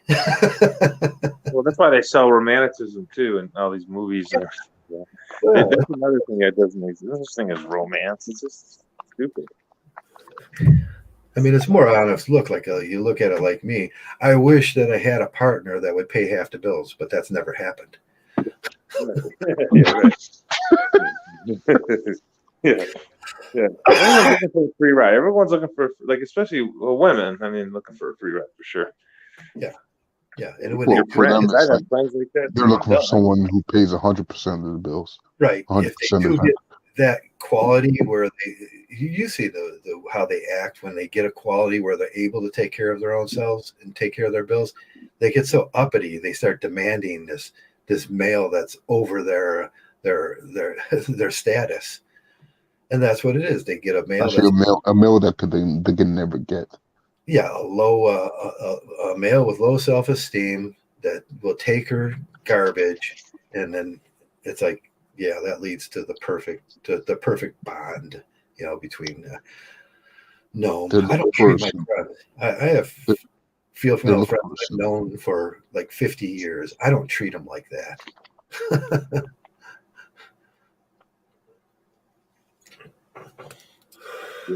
Yeah. Oh, well, that's why we're doing the podcast. Try to hopefully give men another perspective. Yeah. Take back. There's a different paradigm that exists out here in reality, and I know it's going to be hard to.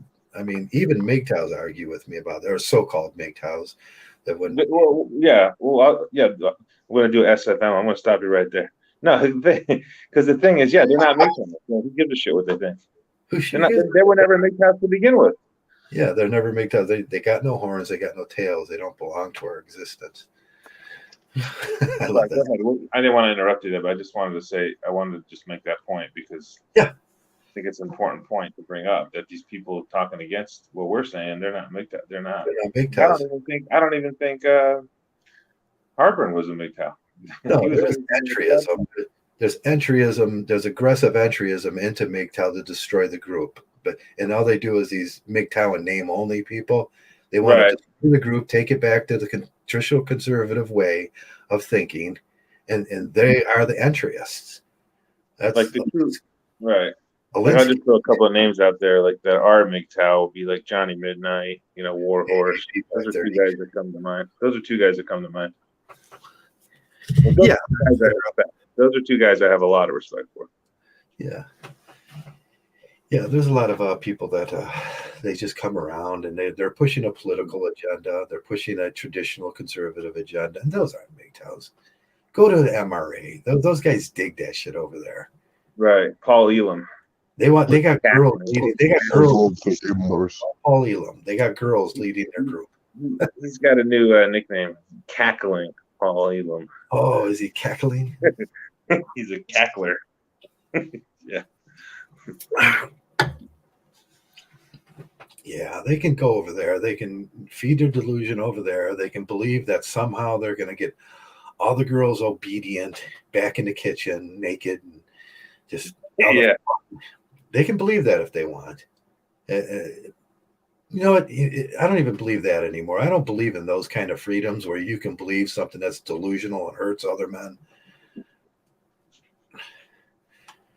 And then the PUAs think that, there's no responsibility in the world. Just run around and just hit it and quit it. And that'll turn out well. Chris can too, yeah. Chris can too, yeah, exactly. Woo! No, that doesn't work. You're going to be a slave. Chris can't like make these MGTOW in Thailand. Yeah, I'm going to Thailand. They got unicorn forests over there, full of unicorns, and I that's not mean, I think Vention. I think that was good for Vention to go there. I think he realized that he had to probably check himself. horrified. Yeah. It was a shock to the system. Yeah, that was a shock to him. I think he had to introspect himself, like, and figure it out a little bit more for himself. You know, that he was heading down the wrong. I remember one of the things that he said. He says, Asian women are really mean. Yeah, that's not these delusional stories about becoming an expatriate and moving to Thailand is bullshit. What did he say about Asian women? What did he say? Sorry, what did he say about That Asian could have worked. Asian women are really mean. They're really mean. yeah, sure. Yeah, they are mean. Okay, I'm gonna take a short break. You guys can talk for a second. Go ahead, Yeah, RP. going out there. It's your turn, RP. Oh, yeah, I'm not monologuing. You have to stay with me, Joey. Or sorry, Queen Latifah. I got some chicken wings in the oven, honestly. You motherfuckers. I swear to God. You guys do this to me every single time. Yes. Clear foods. Hold on, I'm almost done. I bought these chicken wings. But like going out to basically a different country than your own. Expected to find something, well, actually not find something, find someone that's not in your country. That could have worked 20, 30 years ago. But yeah, right now, because of the prevalence of the internet,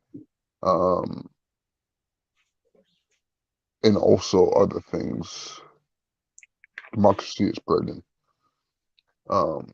You're not gonna go to any country that could actually, like, you could actually find what you're looking for. The only places you could actually go to find actually what am I talking about? It's like, honestly, it's like, don't go out and look for a wife unless you want to live with a woman. And like, if you want to listen to why that's not a good idea, you guys should really listen to like some of the old videos that like I put out on my channel. Like, I don't put up much, but I have to like long conversations with a couple other MGTOWs as well. But Trav goes through it as well, where it doesn't matter where you go, you're still going to find this thing. What I learned throughout the years is it's better to establish yourself, work on what you're good at, because like I could say for myself, I have certain skills, whatnot. I'm good at certain types of jobs, but as a man, you should go out and find what you're good at, study on that if you don't already know it, and find a career or life that you can do working in order to sustain yourself. Actually, not even sustain yourself, like, do well for yourself. Because anything that you do, you can do well at. And then come back with what is it, cold over there? Yeah, it's not cold over there. It's freezing today. It's like 12 degrees here. Oh, 12 degrees. Holy, wait, hold on. That can't be right. Canadian? It's actually colder. It's actually colder down there than it is here. Yeah, in Canadian, that's minus. That's like minus 12 or something. Yeah, minus 14. Yeah. No, minus 18. No, minus 20 Celsius. Almost over, though. Almost over, Joe. Let me see. Holy. Right now it's like 25 Fahrenheit. So it's actually colder down your side. Yeah, it's colder. Yeah, by quite a bit. I feel sorry for you. Actually, I don't, but Normal winter this year. Normal winter's okay. I went out bike riding today. It was like 24. Yeah. Cause like outside right now, it's like I was on the balcony for a while. It's actually pretty nice out. Like as long as you have like your coat on, your gloves on. Yeah, you need 2 layers right now. Yeah, yeah. A couple of layers. Couple It's layers. not that bad. Yeah. It could be worse. It could be like actually what is -40? -40 is what in your language? Yeah, my language, that's 32 is freezing, so it's like eight, 8 degrees -8. -8 is -40. Yeah, Let's see, -40. I know. What is No, it? actually, yeah, minus 40 Celsius is -40 Fahrenheit. Yeah, what is that in Kelvin? Okay, well, okay. I could tell you off the top of my head. It's like that's like Two, 220. two, yeah, 200. Actually, 220 or 210. Yeah, 220. 67, 267 is Kelvin freezing. Is it? 254, I think. 254 is Kelvin freezing. Okay, so I think. Don't quote me on that. 214 Kelvin. So, okay, let me. I think we should adapt in MGTOW. We just use Kelvin. Oh, God. You're gonna confuse a lot of people, even myself. Hey, don't Like blame it on zero. Americans. You know who discovered Fahrenheit system? Fahrenheit. He was Swedish, wasn't he? Yeah, I have no idea. No idea whatsoever. Yeah, I think it was Swedish or one of those. If anybody knows the exact thing of Fahrenheit, I think it's Swedish. Yeah, Cause like Kelvin is they were based on the arguing the scale. Kelvin system. It's based on the absolute zero, Yeah, like the coldest that anything could get, and so that is zero.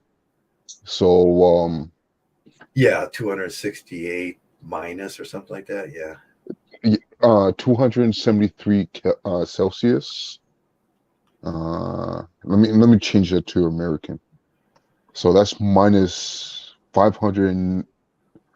Sorry, 459.67 Fahrenheit. yeah, that's about as cold as my ex-wife's heart. Yeah, right about I know. I think they could go colder than that. there. Yeah, I think it Yeah. can. Think she ever listens to these podcasts? I don't know. I don't care. Yeah. Well, Let's see what Crab's up to. yeah, she's none of my As long business. as I don't get doxxed. I hope none of you guys dox me. It was none of my business what she did at divorce. I got my name removed from fatherhood, and then I realized that's none of her business what I do either.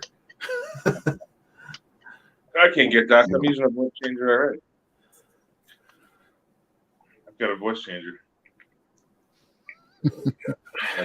It's not my real voice, so it doesn't matter.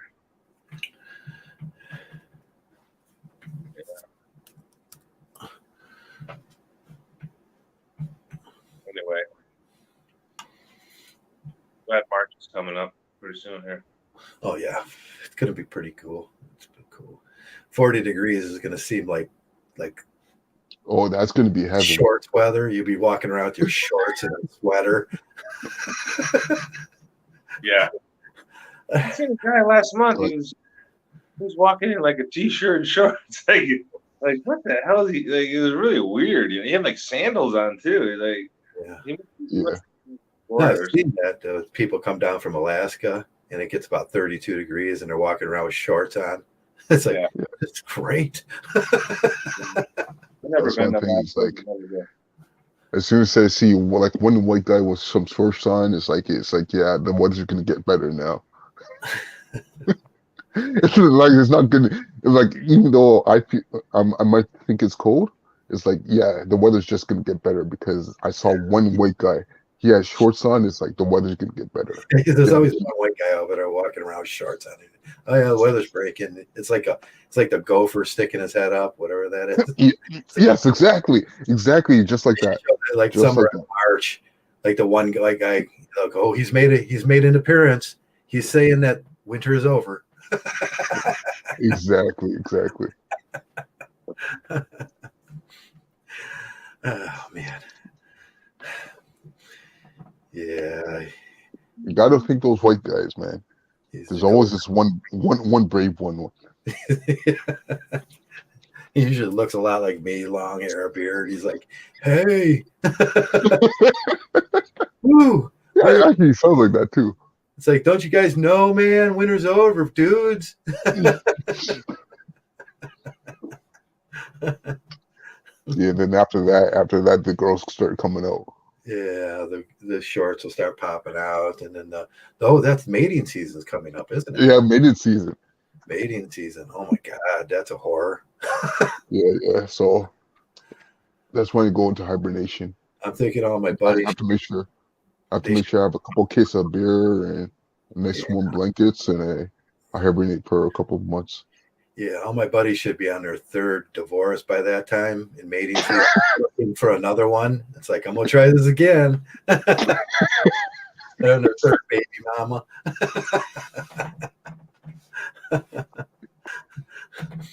Man. Yeah, mating season's coming up. That's that's nightmare. Sorry, against the one. Isn't that true? I like that. They're So what dumping. do they do? He's got a new baby. They stick their rear ends out, right? Yeah. Is that what they do, the chicks? Oh, the Lourdeses? Yeah. Yeah. Well, when they're in, that's the only way that you can tell if a woman is in heat is the Lourdeses position. It's one of the only signs, and you have to be really kind of acute to pick it up. Yeah. It's Yeah, I've seen it. I've seen it at the gym sometimes. Their butts kind of go upwards. You see it at the gym a lot when their butts kind of the curvature of the backbone right there, and then it looks very attractive with the well-formed. And then the male is supposed to notice that, and then that tells you she's productive. Yeah. Yeah. But that goes way. Then there's Lourdes' disease where it sticks up. You see that in older ladies where their butt sticks back out. It never reformed. Yeah. And it causes well, they call it other names. They get the backbone. The older women get the backbone problems because of the calcium, and that's from Lourdes'. Yeah,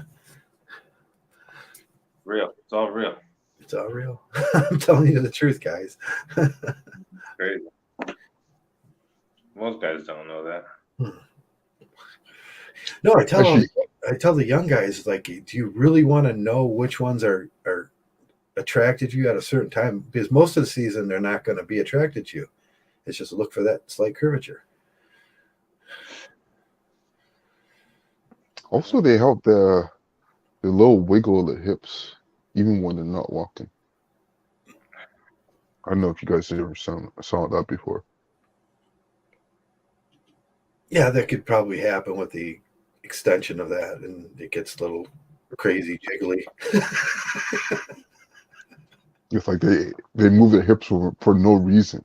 It's like Right, they could be they're talking to you and like they're moving their hips around. There's a good video that I used to show my son.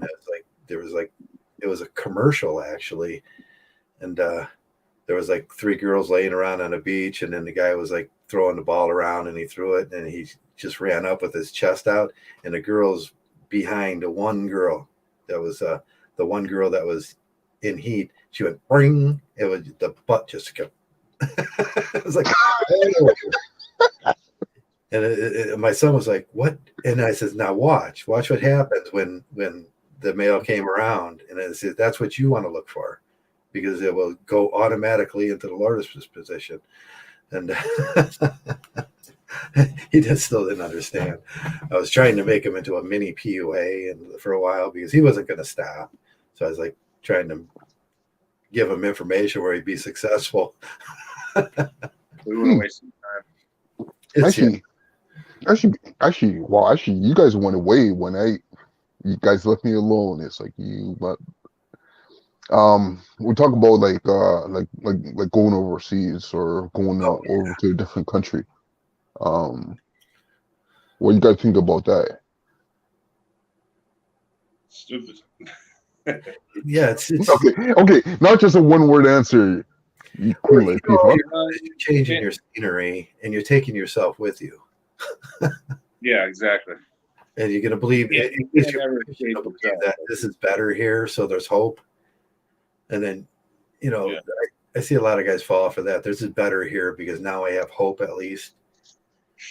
Right. Your problems never go away. Yeah, and that's the same old traditional thinking. They replace sorrow with hope. Like what I was saying, like while you guys are away, it's like 20, 30 years ago, you could have went to another country and things could have been all right for you if you want to do that. Right. But like right now, it's like if you're trying to do the same thing. Yeah, 20, 30. Well, when I was younger, like that was 40 years ago. There were such places that still had non-contacted people. Yes. Where things before the internet.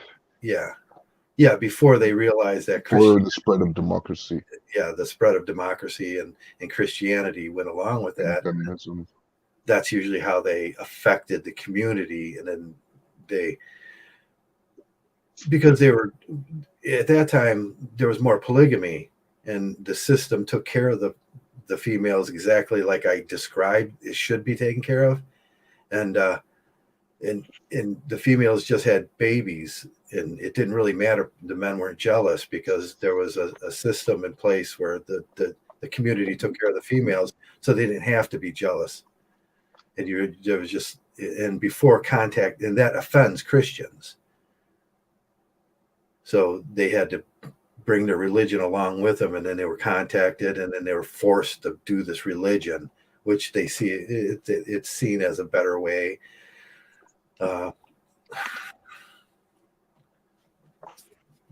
But years ago, there were more non-contacted areas. You could go to Thailand or something, and there would be females that didn't know that you can get a divorce and he'd be your slave. Now they all know. Yeah, now they all know. I mean, it's like from anywhere from 15 to 35, they all know. Yeah, the genie's out of the bottle. I mean, Pandora's box on this thing. Yeah. Now they know that the government will become their parentage and they can enforce them. Yeah. And that's most countries now, from Pakistan to America to England to any country north, pretty much down to mostly there's only 7 groups of people that we would consider non-contact. But like even still, it's like, how can you even go there and make a living down there? Yeah, that would be Brazil, some in the rainforest. There are still people that are non-contacted. Actually, I was looking at the map of Brazil. It's like the fucking there is no more rainforest. Yeah, they're tearing that much. Them will disappear shortly. I can't remember where the other places were. There's like I did a list of them about a year ago or so. Want to go to where's my map? Because like JK always hates when they bring up the map, but I have to bring up the map. Yeah, now there could be in Russia or like Mongolia and Russia, non-contacted people, just because they're of the surrounding areas is non-Christian. Russia's pretty much, there's a lot of Christianity there now, but there used to be over a period of 20 years. I don't think it would migrate to every little nook and cranny. Tibet. There's Tibet. Anti-feminism in Russia. If you take some of those communities, they're very they don't get contacted with the whole society. Yeah, because they're in such like remote areas that they're hard to get to anyways. Yeah, and they're remote, and it's like Mongolia would be one. Yeah, and Mongolia, Tibet, yeah. The monks live like the monks live, and they live very like us, like MGTOWs in those areas. That's how I would think we kind of gravitate towards that, because they live sort of like us. They're not contacted with Christianity, and they haven't, their social norms haven't deviated from the path of reality. Yeah, because they still live on like the old history Right, um, right. that Whatever the social norms. went And on. Buddhism generally takes the path of existentialism instead of Christianity, so it's kind of a more rational religion. Or Hinduism sometimes it's more of a rational. Uh, Yeah, oh no, I wouldn't say Hinduism yeah, because because that's most of India is also yeah, because based it's off the Hinduism as population well, is so and they're saturated there now. But I think Buddhism in general and Chinese Buddhism are still like there's people that probably live a very simple life. Whereas if you explained our system, they go, "What are you crazy?" yeah because like you have to go down to like the basic fundament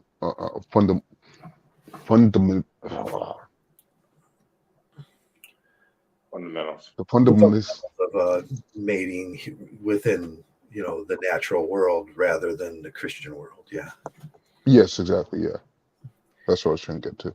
yeah. These things can run parallel, but they just generally don't because Christianity is so invasive. It's like a disease.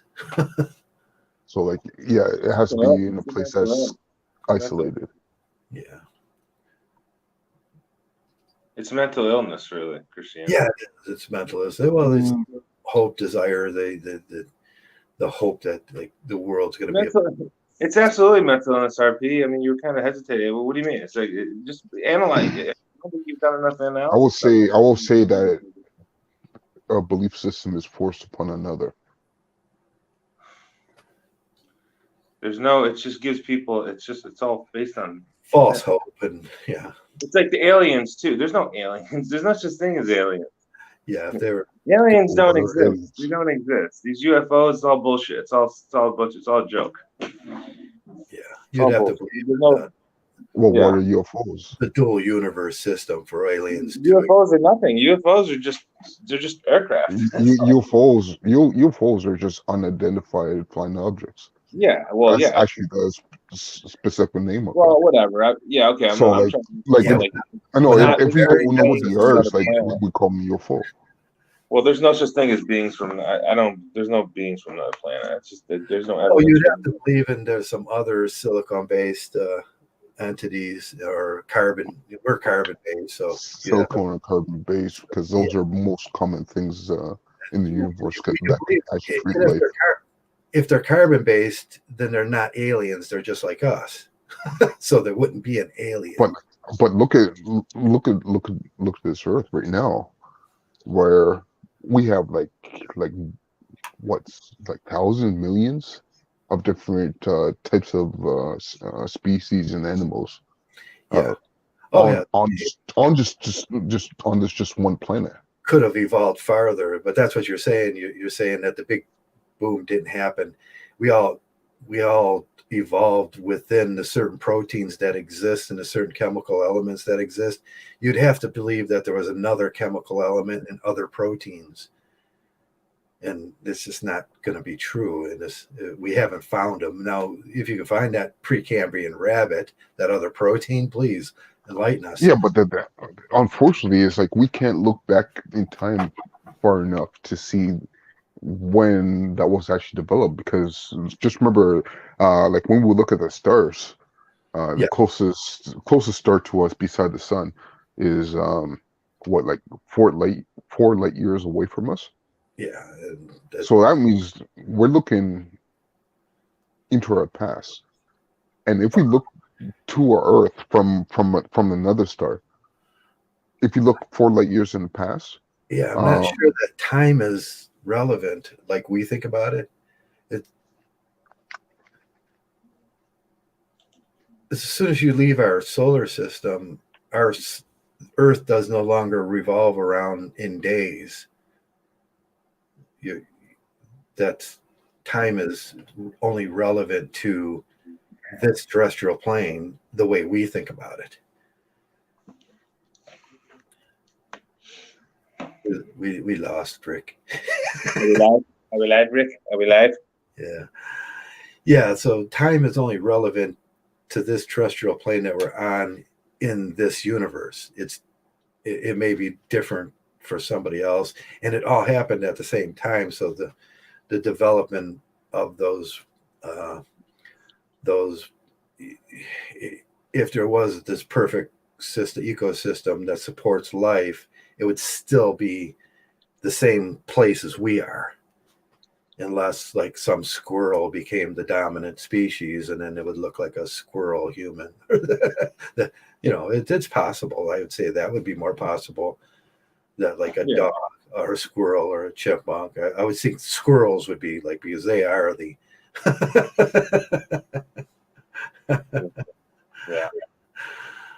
yeah. So, but I don't know. I see people with these odd, and you think about the thought of these the anthropomorphics of it, like they all have to resemble these human things.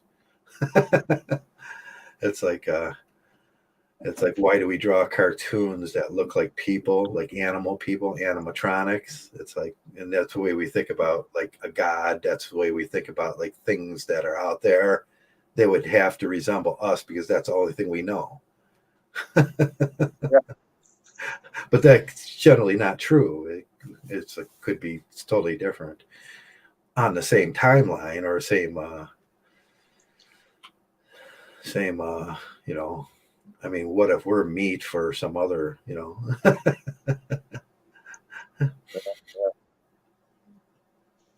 it's all nonsense. Yeah, and they'd have to have the same. It doesn't generally make sense until we can reach somewhere else. That would tell you, well, that'd be about the time where they could reach us too. If there was a world out there, which I'm sure there's another world out there with many stars and stuff as there's got to be another world that has the same environment. So, but they're scared of us as much as, like, what I mean? They're probably in awe of us, Right. No, we would just do neocolonialism on them and Neoplatoism and take over anyways. So yeah.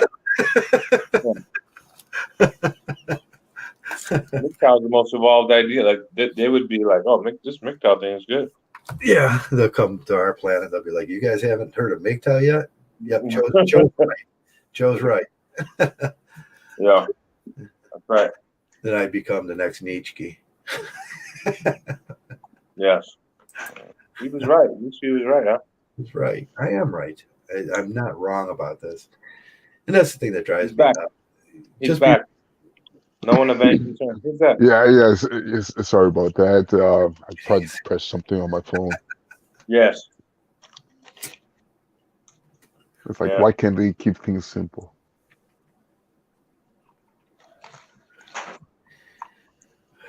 Yeah. Yeah, brand new. So I gotta get used to the buttons.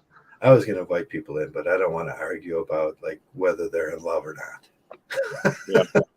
Oh man, I want to. It's Friday night. I want to fight. Yeah, you want to do Fight Club, but I don't want to like say they're going to say silly things like you don't believe in love and yeah. You're delusional, Joe. Joe, you're delusional. You're trying to help men have better lives. You're delusional. Yeah, like I'm delusional because. Oh come on! I miss those arguments, man. Yes, there's no such thing as fatherhood. She's having a baby, not you. It's like they know that drives them nuts about me because they want so desperately.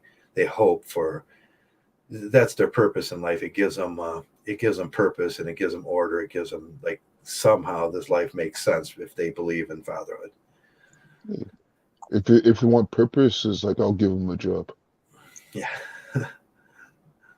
They don't have to have a child, or they don't have to have a woman involved either. Yeah.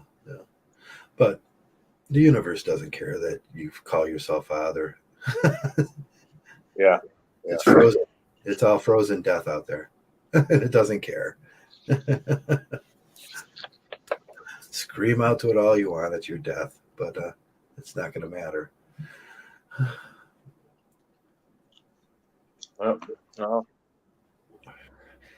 That's why I said get comfortable with you. You're rather comfortable with the idea of death. It's like that's when you could tell a kind of true MGTOW because he kind of settles into that idea. Like, yeah, you're not screaming and kicking I'm not Before you screaming. leave. It doesn't matter if it happens tomorrow or if it happens like 50 Yeah. years from now. Yeah. Where do you go? Well, where were you before you got here? That's where you go. It's Yeah. like, what's so bad? Where did it come from? It's like, man, I don't know where it came from. Where I I have come no from. memory of that. It's all I that know. Where to go after codependency that? that screws people up. It's all that codependency that screws people up. You know what I do know? That since the moment of my birth, I've been in pain, and this is much worse than wherever that was.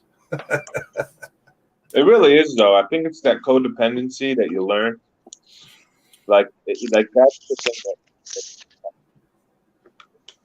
that if you can overcome that and understand that, and people wanting your resources, Right? Yeah. trying to get the best of you, and you're gonna have boundaries for yourself and say no. What's the best word in MGTOW? No, right? MGTOW is the personification of no. Yeah, No. no doubt about it. It's like, no, I don't believe that. It's like, no, I don't want to do that. No, I don't believe that. Yeah. No, I'm not going to get involved with that.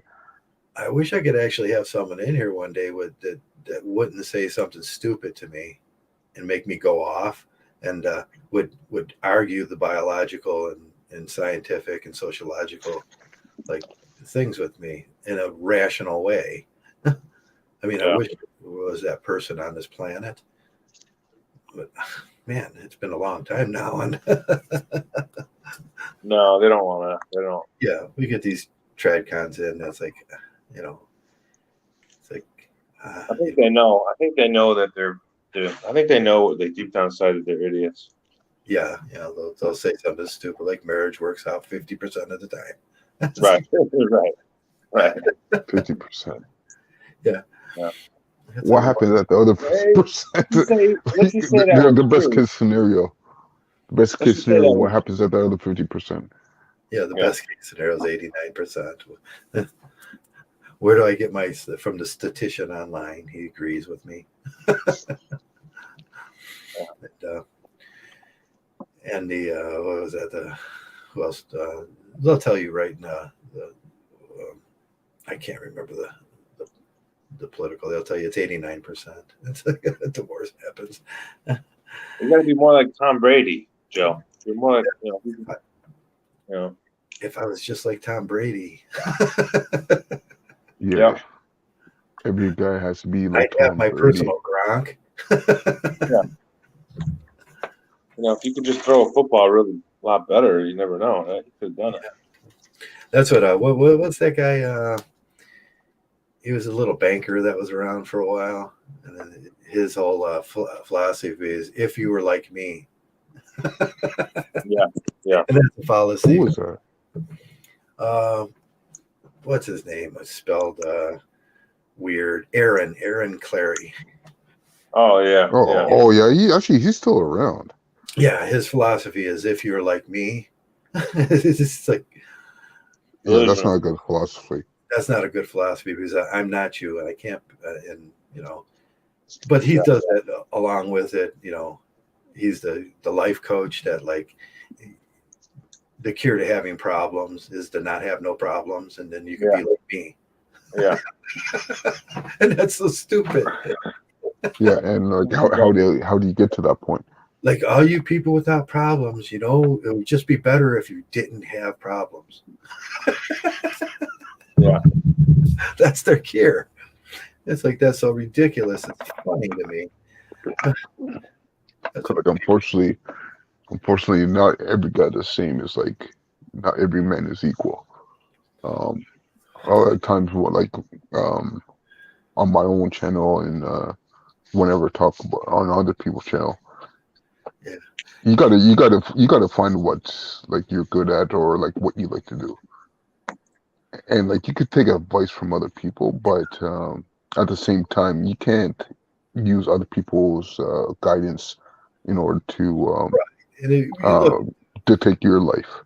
You look into, like, the illusion that they put forth in that. If I wanted to be a short liar on the internet that says he's a banker, I'd be like, okay, Aaron Clary's fine. Yeah. Not everybody's going to be a millionaire and a billionaire. Yeah, just take some of us Take a Some look of at us are going to be average Joes. next to the girls. He's like a foot shorter than them. And then measure your cabinets, and he's standing next to cabinets, and measure the height. Rick knows the height of cabinets. Yeah. And he's like shorter than the cabinet, and he's it's like measure the door. He's standing up against the door, and he's 5'2". Yeah, but like even still, like honestly, it doesn't matter how you're born, right? Yeah. It's how you live your life. It's how you live your life. how you That's perceive the important thing. And It's like I can't tell you. Nobody else could tell you. You got to take the advice that we give you, and apply it to what you've been dealt the um biology that you've been given. Make the best of it, and accept what you are, and then deal with it within those parameters. yeah. 'Cause like another way of saying it is like you have to deal with the cards that you're dealt. You can't change your cards. You can change a few cards, but you can't change all your cards. Yeah, that Joe says it like, okay, Aaron Clare says, well, all you got to do is find a woman that has a job and wants to be responsible. Yeah, that's a good way of again having your heart broken and Yeah, want to do some crazy things. I've never met one of those. It's like, because it's sort of weird, because what you're saying is, okay, you find a woman that has a job and you want to get her pregnant. She's going to be fat. She's not going to have a job then. She's not going to have a job, yes. And then you want to get her pregnant and put her in your kitchen so you can have pancakes in the morning and work on that split V. And then that ruins whatever you were doing. And now, as I say, I wish I could find a woman that would come in here and we'd have equal duties and she'd pay half the bills, but I've never met one. It never happened. And I mean, there's always an expectation that I was going to take care of everything. And I mean, they all they have that biological desire to have children. And it's like, well, that puts the kibosh on all that logical. Yeah, like they don't understand. They're striving for equality, but there's no such thing as equality. Yeah, I mean, not only has to do with having children. Only one of us can have children. It's not me. Only one sex can have children. Yeah, it's not me. Right, it's not me. And I'm not going to pretend that. Schwarzenegger. Well, Schwarzenegger can have kids. Arnold Schwarzenegger, he's. Yeah, that's a movie. That's make believe. Yeah, he's Mr. Mom, or no, that's Billy King. No, it's oh man, I forget the name of the movie now. The school teacher, like the kindergarten. Twins or something? Twins? Or no. Yeah, we watch a movie. Yeah. Oh, sorry, not we. It's like me and Queen Latifah here. And Queen Latifah. We watch a movie. I can't remember the name of the movie now. Like it was a weird case where like a guy was pregnant. The guy was oh yeah, there was that movie. They were like, yeah, I can't remember the name of that. Oh man, I have to okay, here behind the scenes. I think I tried Junior. That. It was the 80s. Junior. Is it Junior? Yeah. You know what? Yeah, it was Junior. Ginger? Junior. Yes, it was Junior, 1994. Joe Buddy and Jamie were in it. They had starring roles. You were both having babies? Yeah. Joe Buddy and Jamie were having babies. Jimmy was the female. JB Gunner and Coach Eli. They all had babies, yeah. And I really believe Coach Eli thinks he can get pregnant. I do. He's like, because he when his girlfriend, like, before she had an abortion and decided to get rid of his seed, he believes he's a really nice guy. It seems, that Coach. Yeah, he is a really nice guy. He is. I enjoy talking to Eli because he's really nice. There's a difference between what we think and how we perceive reality and everything, and personality. And as for personality goes, Coach Eli has he's got a person. He's got a personality. Yeah. as zany as it is, he's probably pretty fun to hang around with. Yeah, for sure. For sure. He's a very you can tell he's a considerate person. He's considerate and he's honest, open, conscious. And I hate to say it, I don't know, maybe I should say this, but Jamie seems like the same type of guy actually in a lot of ways. I don't know. Yeah, no. He's not. I don't It's know. like out of two people, I'd rather hang around with Coach Eli than Okay. than I don't Jamie. know. Yeah. What's Joe's friend? The one that hates me. Oh fuck it. There's a lot of people. Yeah. Oh, there's a lot of people that hate me that come from that group because I just say. Yeah, and they hate you for what? Trying to help them out, trying to help them not destroy their life. Tell them the truth about reality and how the biological world works and stuff like that. Yeah.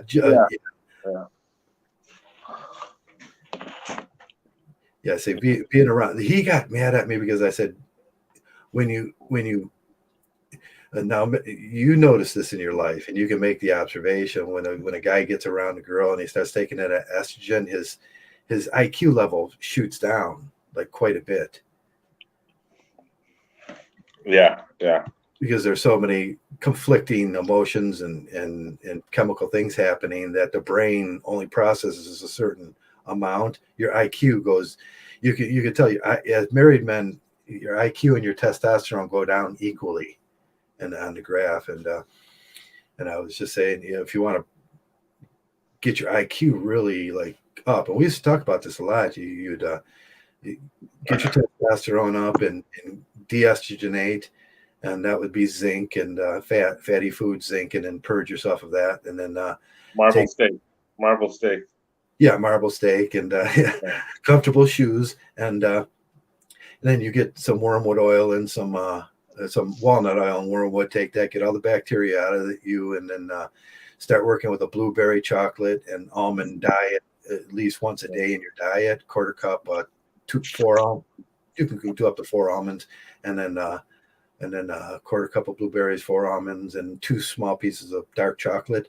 And then do the mind mapping exercise, and your IQ will just shoot up. Like, yeah. But he got mad at me, and like when I said that estrogen just drives your IQ way down as a male because your lobes, it cuts off all the activity in your brain, and you're only thinking with your limbic system then. Well, that raw meat, Sudhi gave us a good video on Discord about the raw meat, how that's good for you because that has a lot of the nutrients you need. Right. A male should. The testosterone process is it's a rotary process. It's the zinc attaches to the bad fats, not the good ones, and then the zinc attaches that, and it attaches to an estrogen molecule, which flushes it out of your system. But that has to happen in a rotary fashion where it flushes, then you start over, and then it takes and it happens through your liver. So fatty meat, and for a while, you don't want to overdo it. I seen a guy, he went on like a meat diet, and he was buying those big sirloins, and he got so fat, and he just exploded. Yeah, he was combusted, and he was like, "Oh man, I think I ate too much meat." Spontaneously combusted. Yeah, but that's a combination. That's a combination of having. I wouldn't say the wrong diet, but he wasn't also exercising as well. He wasn't exercising. He had excessive meat. No, you should. Right. Because like if he was taking that much meats into his body, like he should have been like lifting those heavy weights as well. Right, or like running or like riding a bike or something properly. But I bet he wasn't doing that. No, he wasn't. No. It was kind of funny when he did. So that's how like he gained so much weight. We were laughing at him because he was like he discovered those big roasts of sirloin at a Sam's Club that you can get for a good price, and he was like, "Just gonna eat that every day." Yeah. And he did, but no, it should be like a month on, a month off. It's the same thing as your testosterone. It rotates, and you want to do, if you're doing aspartic acid, you do a month on, a month off, a month on, and a month off, and then that process happens within the male body. Yeah, because like you don't want to go overboard with things like this. Yeah. And it comes to all aspects. It doesn't matter what. It doesn't But matter if it's like food, exercise, getting involved with women, or your work, or anything like that. yeah, but you have to add zinc at a certain point too, and that would be like fish and vegetables. So it's a month of meat, a bunch of fish and vegetables, and then a month of meat. And Yeah, I don't know. I'm hearing different things about that. Soothi's got a guy's good source. Like the vegetables are really not. They don't. yeah, They're vegetables toxic. They're very sometimes are toxic. harmful. Yeah. No, I guess it, I it, mean, it there's some depends. No, selective no, wait, hold on. vegetables. It depends on which vegetables, though. Which vegetable, Which right? ones are good? I don't know. We have to identify which ones are good. Yeah. But he was saying broccoli is terrible for you. Like I would never have thought that. Yeah, Broccoli was tomatoes are not very good, but tomatoes have a for I guess it's whatever you can digest and absorb, you know, is what yeah, you have to be able to absorb it too. That's important. Yeah. Now, I was going down the study of the hydrogen bonding as being a major part of this thing when I start putting together the small chain peptides with everything. And there's a hydrogen bonding thing that I just really haven't figured out yet. Yeah, because I had to rethink everything for my health with these videos I've been watching, and raw milk is something that advises too. You can get raw milk because of all the nutrients. Well, actually, the question is, why are you drinking milk at your Yeah, age? I'm not supposed to drink a lot of milk, but I do. Raw milk? No, it's raw milk. I'm not talking about any kind of milk. I'm talking about raw milk. Yeah, I convert my milk. milk to kefir, so it takes out all that bad stuff out of it. It eats it away and then ferments it, and then I drink it for the. Yeah, so that's like a different type of milk then. Yeah, so it's more of you get your probiotics in there, and then you get the vitamin D and the probiotics, and you don't have those lactates and the calcium is doesn't seem to affect me. Because that's something we talk about too, Joe. Like people are always concerned about their weight, but that's kind of like an overrated thing. Like your weight is actually it's more important to be nourished. You know, have nutrition. Yeah, it's more important No. to be well nourished and Yeah, because you see people RP that are vegans and vegetarians they're thin and skinny and their body weight's low, but they're malnourished. They have no. right. Yeah, because the kind of diets that they eat, it's like they have to eat a ton of that food Right. in Yeah. order to properly sustain themselves. Right. But they don't. And on the other end, the Atkins diet, where they're eating all meat and then they started losing their nails and stuff because they didn't get the right amount of vitamins. You know. Like let me look it up right now. So there's like it's happy mediums in between of everything, and I would just say figure out what's in that and add it to your diet. Like this month, I'm not eating too much meat.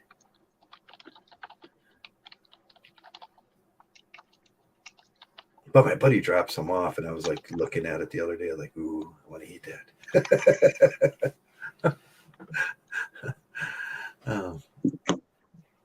Yeah. No, it's just a whole different way of looking at foods, and like these fruits are not good either because they're man-made. See, that's the thing. You want to get away from man-made animal. Right. Like, yeah. Beef is not man-made. It's like it exists in nature. You just kill it and eat the fucking meat. Yeah. The more rare, the better. I kind of taste like that's why I always loved rare meat. I always get my meat. I always cook it rare. But actually, in fact, you want to. Took mine slightly checked on the outside and bloody in the middle. That's beautiful. Yeah, and in fact, and I want to eventually get to the point where I'm just eating it raw, but I'm not there yet. That's kind of tough. Yeah, but I like the sirloin. The sirloin, I think I can eat it raw because it's thin in piece, like those thin pieces of meat. It's a little less fatty and it's got like a texture to it. Yeah, you're not chewing on it, but. I don't know, man. It's this stuff. This guy's pretty smart. Like, because he talks to a lot of vegans and vegetarians, and they're just so like he talks to a lot of ex-vegans, right? And they went through a lot of health problems because they went vegan. Right. Yeah. Yeah. For a long time, I had to really concentrate on my diet because I was so unhealthy for those years, and yeah. So I had to come back, and I was like, so. Yeah. Well, you were talking about the marble steak. That's why, like, my cardiologist, like, oh, no marble steak, Yeah, man. no marbled steak, no salt. No, you need minerals too, because they found out. You remember the scare in the hospitals when they all went anemic because they were filtering the minerals out of water, and all they were getting was filtered water. Wow. And then they figured out why all the nurses and doctors were going anemic is because they had no minerals in their water. Yeah. I'm gonna watch a video this guy did about water. How much Yeah, water? water should have minerals in it, and mineral Yeah. water is probably the best for you. I filter all my water out from my kitchen because I don't like the chlorine and stuff like that. But Yeah, because this guy, I think he's, I don't think he advises drinking too much water because when you do, like, the minerals get this, they're not as effective. yeah, you need minerals to digest things and everything, and Right. you could take care of that with magnesium and salt and stuff like Yeah. that, and add that to your diet. But then you have to start taking a vitamin. Yeah, well, that's another thing too. It's about the vitamins, how they're not Yeah, really. vitamins are so effective generic on the top. that men should never take vitamins because they have iron in them and they have calcium in them, and them are the two things that are going to kill a man. Yeah, yeah. Just try to do everything naturally. I think that's the main. Right. And don't take any medication. Get to the point where you're not taking any medications. I don't know. Right. They've helped me. They've helped me through my pain. I mean, sometimes you just need it. Like, I couldn't fucking walk. Like, Yeah. okay, when I got to the hospital, yeah, shoot me up whatever the fuck you want to. Whatever you want to shoot me up with, I'm Yeah. game. I can't walk. Yeah, pain is it's something we still haven't figured out as humans how to. I mean, we struggle with the men that are addicted, like they're addicted to women, they're addicted to beer, they're addicted to drugs, they're addicted to not having pain and everything. We have to deal with those kind of guys as MGTOWs where they screw up everything, and when you actually need an opiate, you can't get it. I know. It's crazy because they've been helping me. Yeah, they gave me some. My doctor gave me some, and they helped me a lot. And then now they're, that's something that's working, helping me sleep. And now they don't want to. They want to stop prescribing. So I just got a sleeping pill instead. But eventually I'll come off of all of that. And I think for me, once my foot gets healed, I'll just come off of all of them. But now it helps me get to bed. Yeah, because you're not an addict. I had to explain that once. I was on an opiate for a while because of I can't remember what was my knee when I tore the meniscus in it, and so it's like my buddy was like, he gets easily addicted to opiates. Like he was looking at me one day. He says, "How do you do that? How do you just not do it no more?" And I was like, "Well, there's a difference between me. I don't do that. I don't get addicted to girls. I don't get addicted to alcohol. I don't get addicted to anything. It's like I don't have that addictive personality." And I think it's like MGTOW helps you with that because you break one of your major addictions. Yeah. That's the female company and sex and validation. Yeah. I've never regretted those times where I was going to go try to get some action, and yeah, I said, "Nah, I'm today." And then, like, I never regretted that. Oh, I wish I went. Don't you think about that nowadays? How we used to act, and like I was going to go get some action. This was the day I'd dress up in my shave down, and I would like dye my hair and like do that whole thing, and wear the right clothes, and I was going to go out, and and the girls were just going to go nuts over me, and it's like, and now I just like that is so ridiculous. Yeah, I know. It was so trying, and it was like, ooh, and then most of them didn't measure up to my standards, and it's like the ones that did, it is like I say, the low self-esteem ones would throw themselves at me, and it was like, this is so insulting. Yeah. It was, man, that was stress. So stressful. Yeah, no. Yeah. Well, it's like I went to the gym with my buddy today, and he's like looking at, he's like 76. He's like checking out all these women, Was he looking at the talking curvature? to him, and he's like hitting on them. Like Yeah. talking to him, and The curvatures on the gym equipment. yeah. And I almost wanted to tell him. Hey, Stop. you have to walk around like you're the man, right? Walk around like, so if you're the man, if you're the most confident person or whatever, Right. you let them come to you. You don't. The most confident person is not going to be someone who's going to be, Right. Yeah. hitting on women. All that work. If you're dignified as a man, it's just going to come to you. But these guys lose their dignity, and the females, they notice that. Right. They lose their dignity. Exactly right. So be that person that's, just be yourself, right? Be super confident, but be yourself. You don't have to be someone you're not, and then whatever.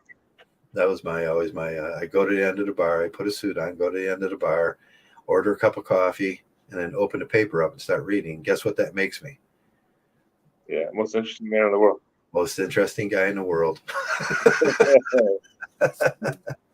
Yeah, exactly.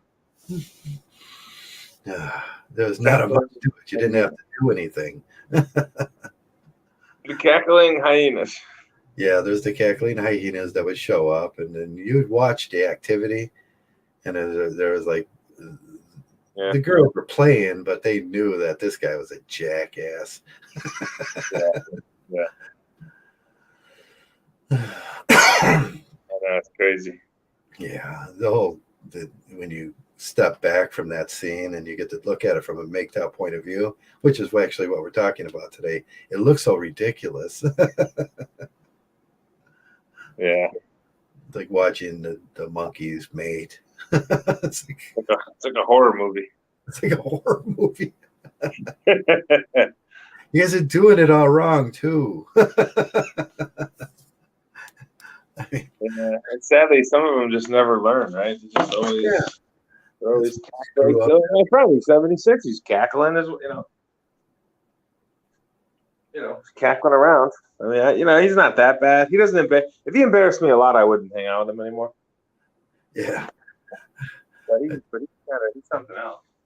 I told him my marriage, when the end of a marriage and everything, after that, I never dated a girl I didn't dump. It's like I wasn't going to be on that end anymore. Well, we all go through it, We all go through it. It's just one of those things. Yeah, but some guys spend so much time going through this. Yeah. And what do they get? It's like your friend is what, 70 years old? Yeah, they get that sudden. And he's still trying to do what? Yeah, that sudden validation. I don't know. Get validation. Try to hook up with these chicks. The validation. They get separation anxiety going.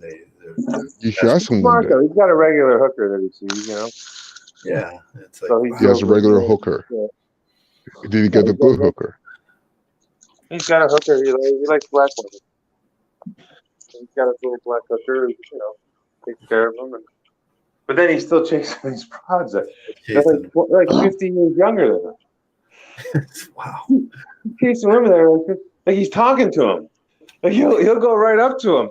And then it's funny. He goes to the gym and it's like, because he's older. Like the gyms are kind of been a recent craze. Like gyms weren't that big a deal, right? Like 50 years ago. I don't think they were.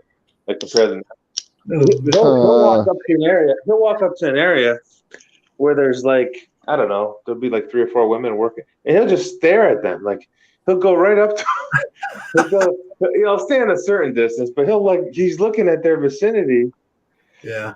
And he's just like checking them out. I'm like, oh man, it's kind of embarrassing. These MRAs and these PUAs, they always talk about no, girls think your guys are creepy because you are creepy. Yeah. That's he gets away with it creepy. because he's older. He gets away with it because he's old. It's like, no, actually, no. You got to stop. It's like, why should he get away with it? Why should he get away with it? Yeah, the girls think he's creepy because he's creepy, and they talk about it. Yeah, because he is creepy. It doesn't matter if you're old or if you're 20 years old. That's still creepy.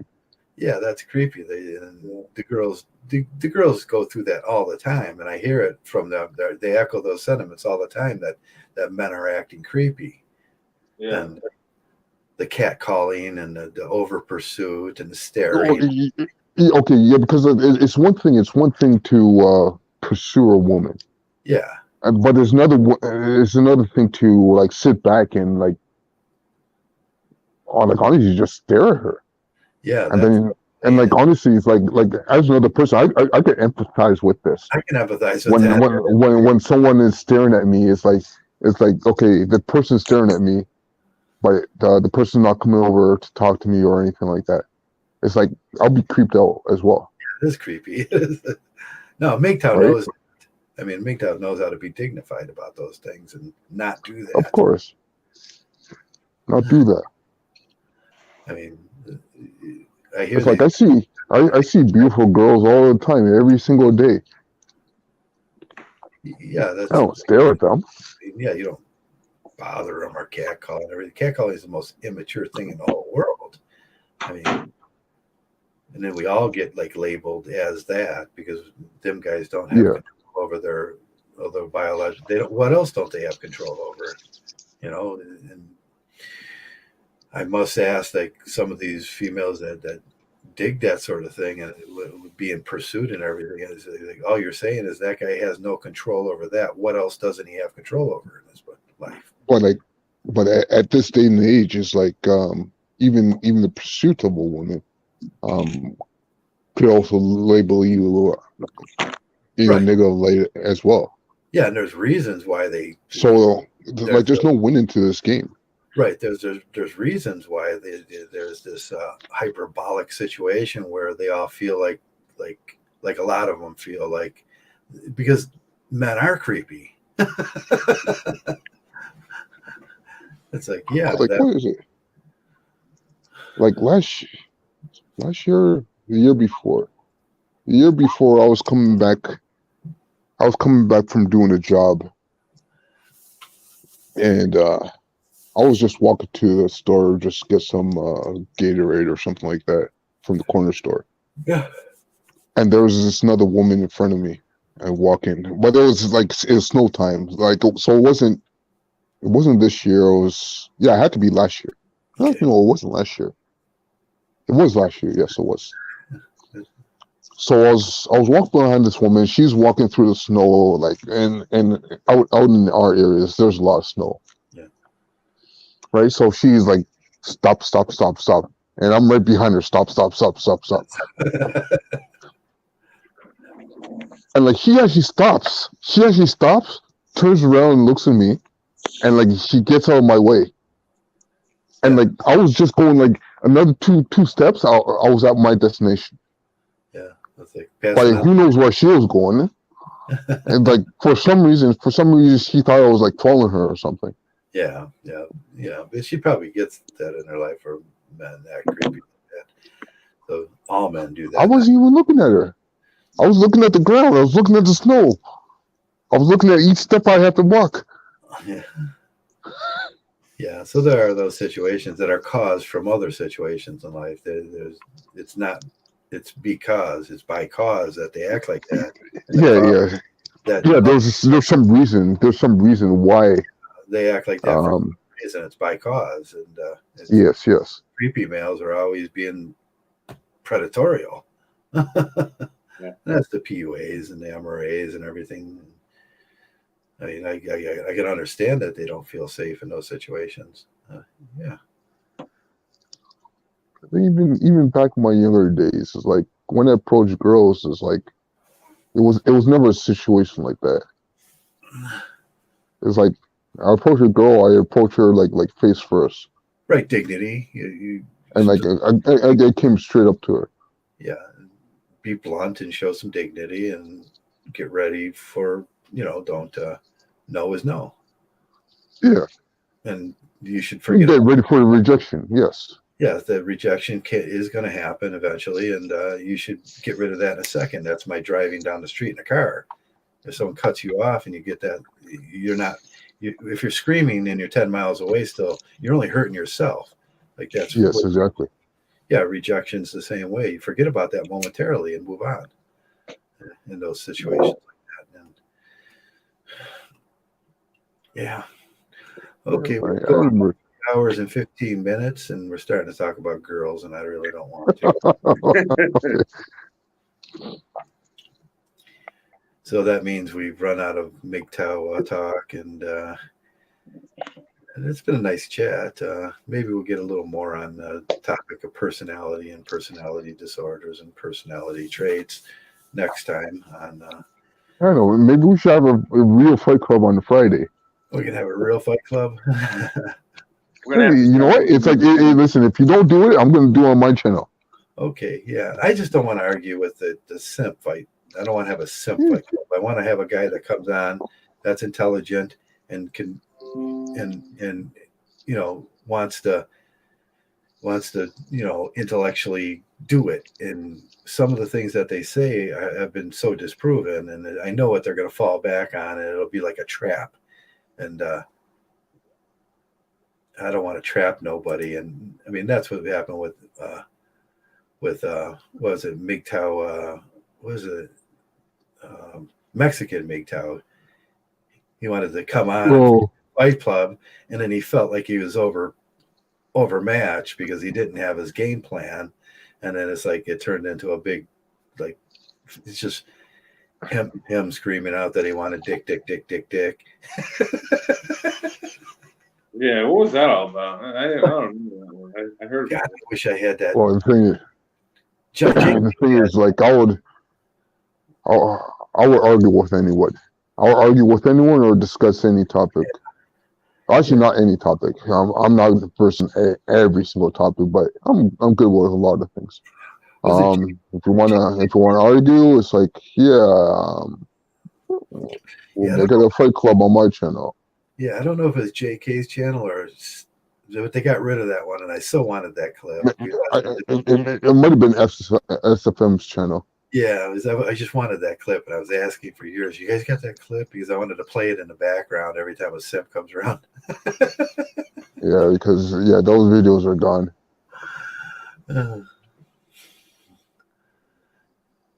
I think he was a little, he was a little soft in the middle, like what do you call him? Like light in the loafers. Yeah, Mexican MGTOW he was a funny cat. Okay, with that, I'm gonna shut this thing down, and thanks a lot for everybody that came around and listened to our ramblings about our philosophy in life, and JK and Joe Buddy, and anybody that was in the guys that are lurking, and thanks a lot for most of all, it's thanks for coming around and being MGTOW, and thanks a lot for being MGTOW. MGTOWs.